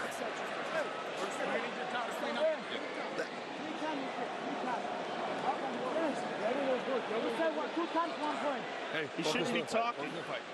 I want him. Put his mouth. Yes, he's got it. Give me a little bit more push.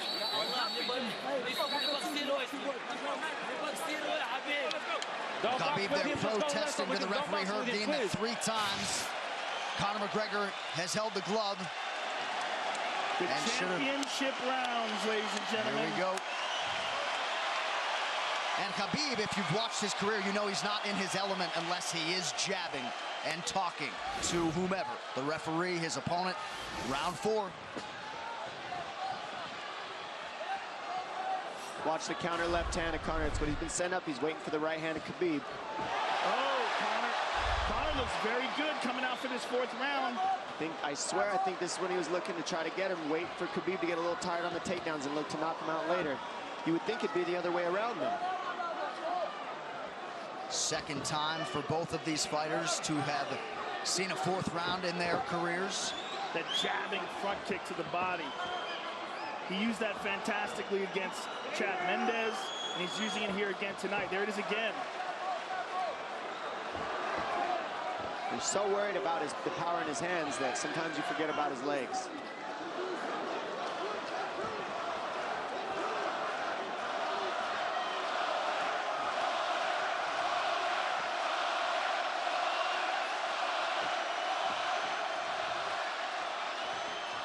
Good entry by Nurmagomedov. McGregor trying to use the fence to his advantage. And he gets tripped right down. Too good.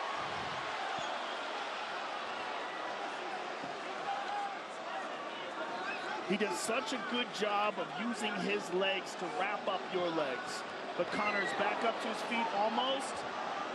And this is where Khabib really starts to get ahead from this position. Once he gets here, he doesn't let go of that grip. And he goes back and forth between the double, and he wears you out by putting all that pressure on your arms like that. Makes you carry his weight up against the fence.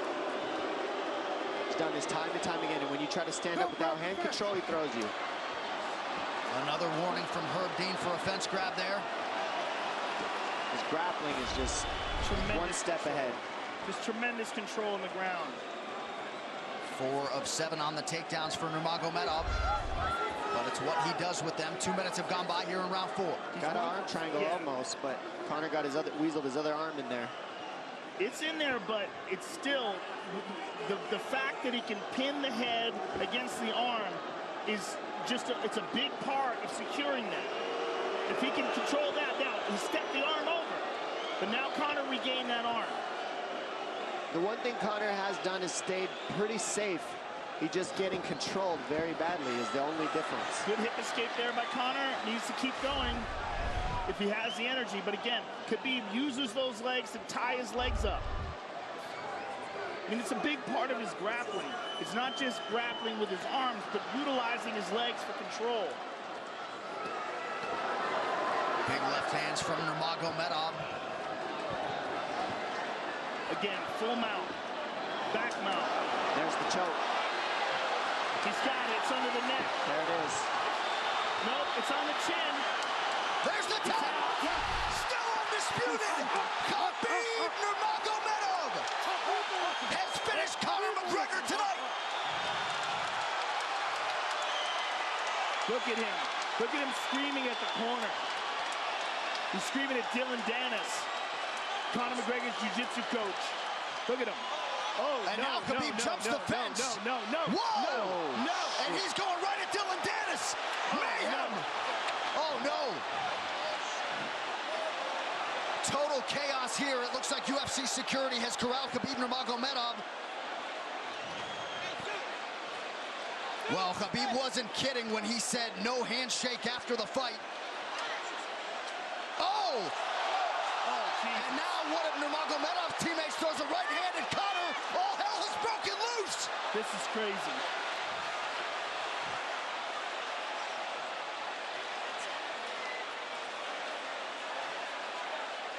And this is not... Well, this is not something we're going to like, nothing we're going to condone. It's not something we want to promote. This is not professionalism, but it is the fight game to an extent. This is horrible. It can get nasty.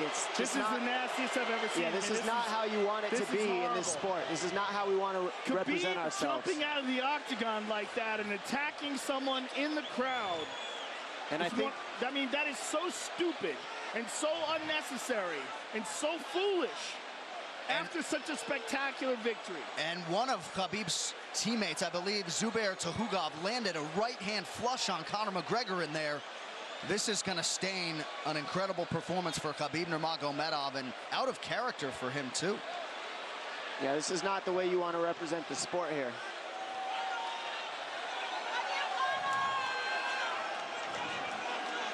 Well, Conor McGregor showed you the championship heart tonight. He had a few moments in the middle of this fight, but as many expected, Khabib Nurmagomedov, once again, for all his contemporaries, just too much. Too much on the ground. Had the striking going tonight. But I feel like this entire event has been marred by him jumping out of the octagon and attacking Dylan Dennis like that. And it's just the whole thing is so foolish. Well, it just ruins everything in it. And then his teammates jumping into the octagon, punching Conor McGregor. I mean, this is just crazy. It's a habit. And I think they connected pretty heavy on Conor. Yes. They hit him from right behind. in front of us. Dana White in there trying to restore order. And Conor wasn't participating in this, by the way. They jumped him when he was just recovering from getting beaten.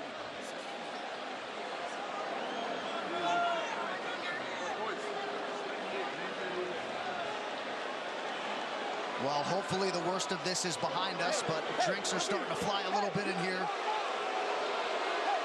And Khabib is back inside the octagon now. How do we let these people back in here? Why don't we just separate them? I mean, well, I don't know if there's enough security in the world, because more people who are in dispute here are moving towards the cage, and I don't know if there's enough security to get them out of there.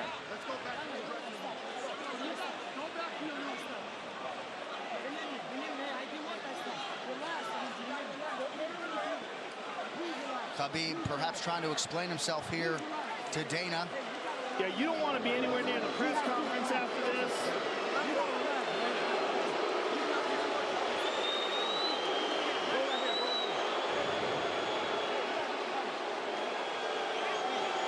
Daniel Cormier in there now, supporting his teammate Khabib Nurmagomedov. Luke Rockhold as well.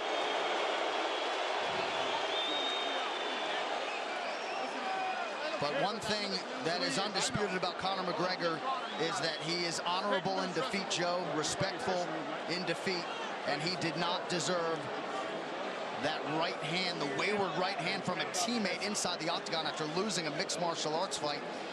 No, that was disgusting. It was two things disgusting. Khabib jumping out of the octagon and attacking Dylan Dennis was foolish. But Khabib's friends jumping into the octagon and attacking Conor, who had no idea that they were there, just jumped on him. It was completely cowardly. And just, I know they're friends with him and they got caught up in the moment, but it's so unnecessary, so terrible for the sport, and ruins this moment, which is an incredible moment for Khabib. And we have to get back to it, to that end. This replay brought to you by Nemiroff, bold character since 1872. Well, let's take a look at it here. This is the end of the fight. Khabib takes Conor down. Again, ties up his legs, gets his back, drags him to the ground.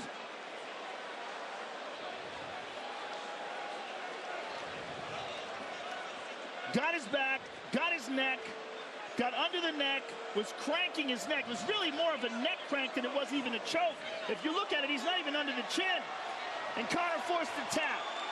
And Khabib's still furious. Even after Conor taps, Khabib's getting up. He screams at him.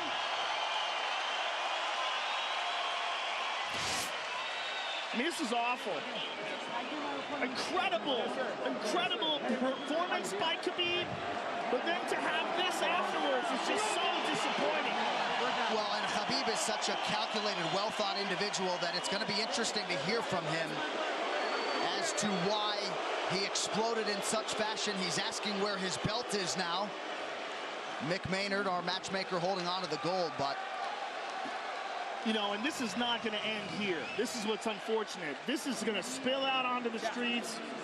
There's a lot of Russian fans. There's a lot of Irish fans. A lot of alcohol. There's a lot of booze and a lot of chaos. The big picture of this whole thing is you're a champion and you got to carry yourself as one. And now everybody who follows you is going to be instigated by this as well. So, yeah, you're right, Joe. There's going to be fights everywhere tonight. Just when you thought maybe you had seen it all.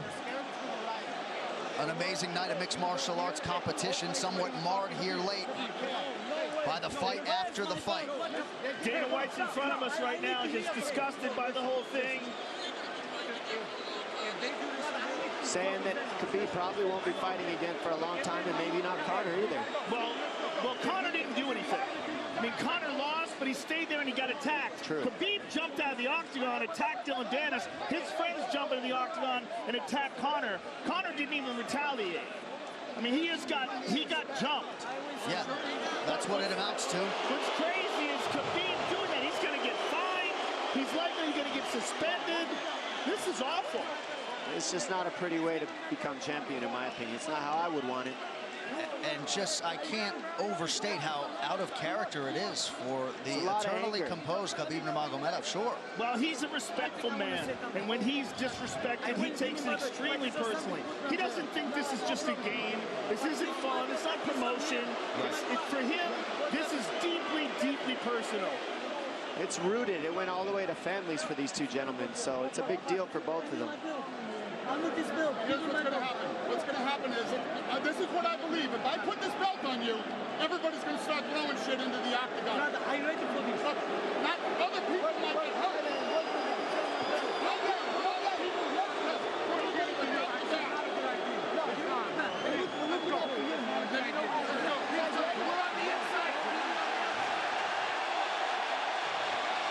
So they're going to usher Khabib Nurmagomedov out of the octagon. And Dana White said he wasn't going to put Khabib's belt on him. This is crazy.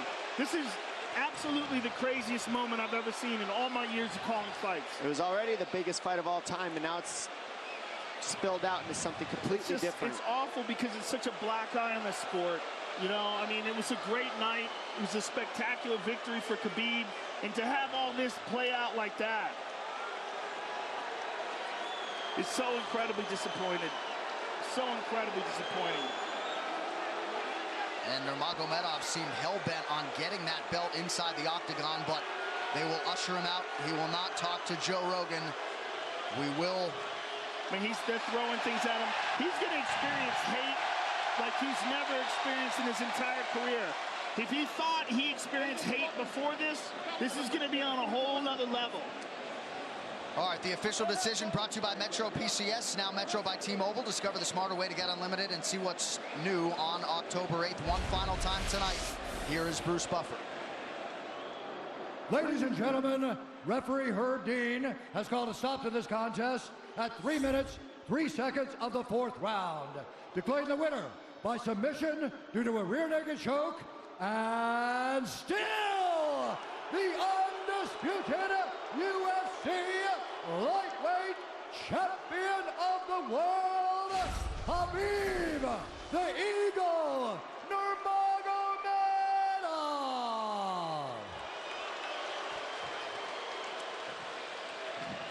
EA Sports UFC 3, get up to 50% off, including exclusive in-game content with the new limited-time UFC 3 Notorious Edition available on Xbox One and PS4 until October 16th.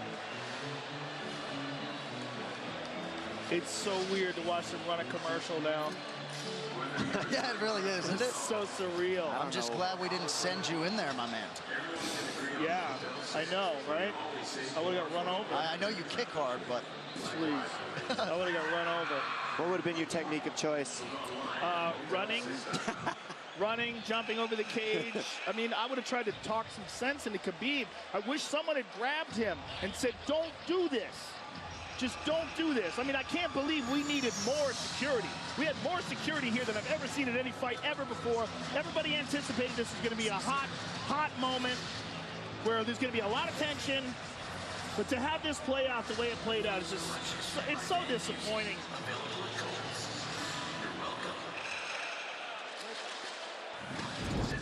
UFC 229, Khabib versus McGregor, has been brought to you by Harley-Davidson. When you fire up an HD motorcycle, adrenaline kicks in and refuses to tap out. Check it out at h-d.com/explore. And by Motel 6. When you're ready to tap out, book online at motel6.com. We'll leave the light on for you. On Saturday, October 27th, the UFC returns with a stacked card in the main event. Top 10 light heavyweights clash as knockout artist Volkan Oezdemir takes on surging contender Anthony Lionheart Smith. Plus, electrifying athletes from Canada and around the globe. UFC Fight Night, Volkan versus Smith. On Saturday, October 27th. Only on Fox Sports 1. Well, it was a night they will be talking about for years to come. The executive producers of the Ultimate Fighting Championship, UFC President Dana White, Ari Emanuel, and Patrick Weitzel. Our executive VP of Operations and Production is Greg Borsari. Our coordinating producer, Zach Candido. Tonight's show has been produced by Michael LaPlante, directed by Anthony Pasquale Giordano.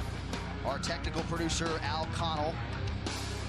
The Black Beast, Derek Lewis, with a rally to stun and knock out Alexander Volkov. And he puts himself firmly in heavyweight title contention. Jaws dropped throughout the arena as the Black Beast makes it 9 wins in his last 10 UFC starts. Big showcase for Dominic Reyes here tonight. And man, did he take advantage of it. Nearly got the finish, but he gets the decision win over Ovince St. Preux to remain undefeated at 10-0. What a co-main event it was. It marked the return of El Cucuy, Tony Ferguson. Showtime Pettis was game as usual, but a broken hand ended things at the end of round 2. El Cucuy's UFC winning streak is now 11. And then it was time for the biggest fight in UFC history. Khabib Nurmagomedov and Conor McGregor.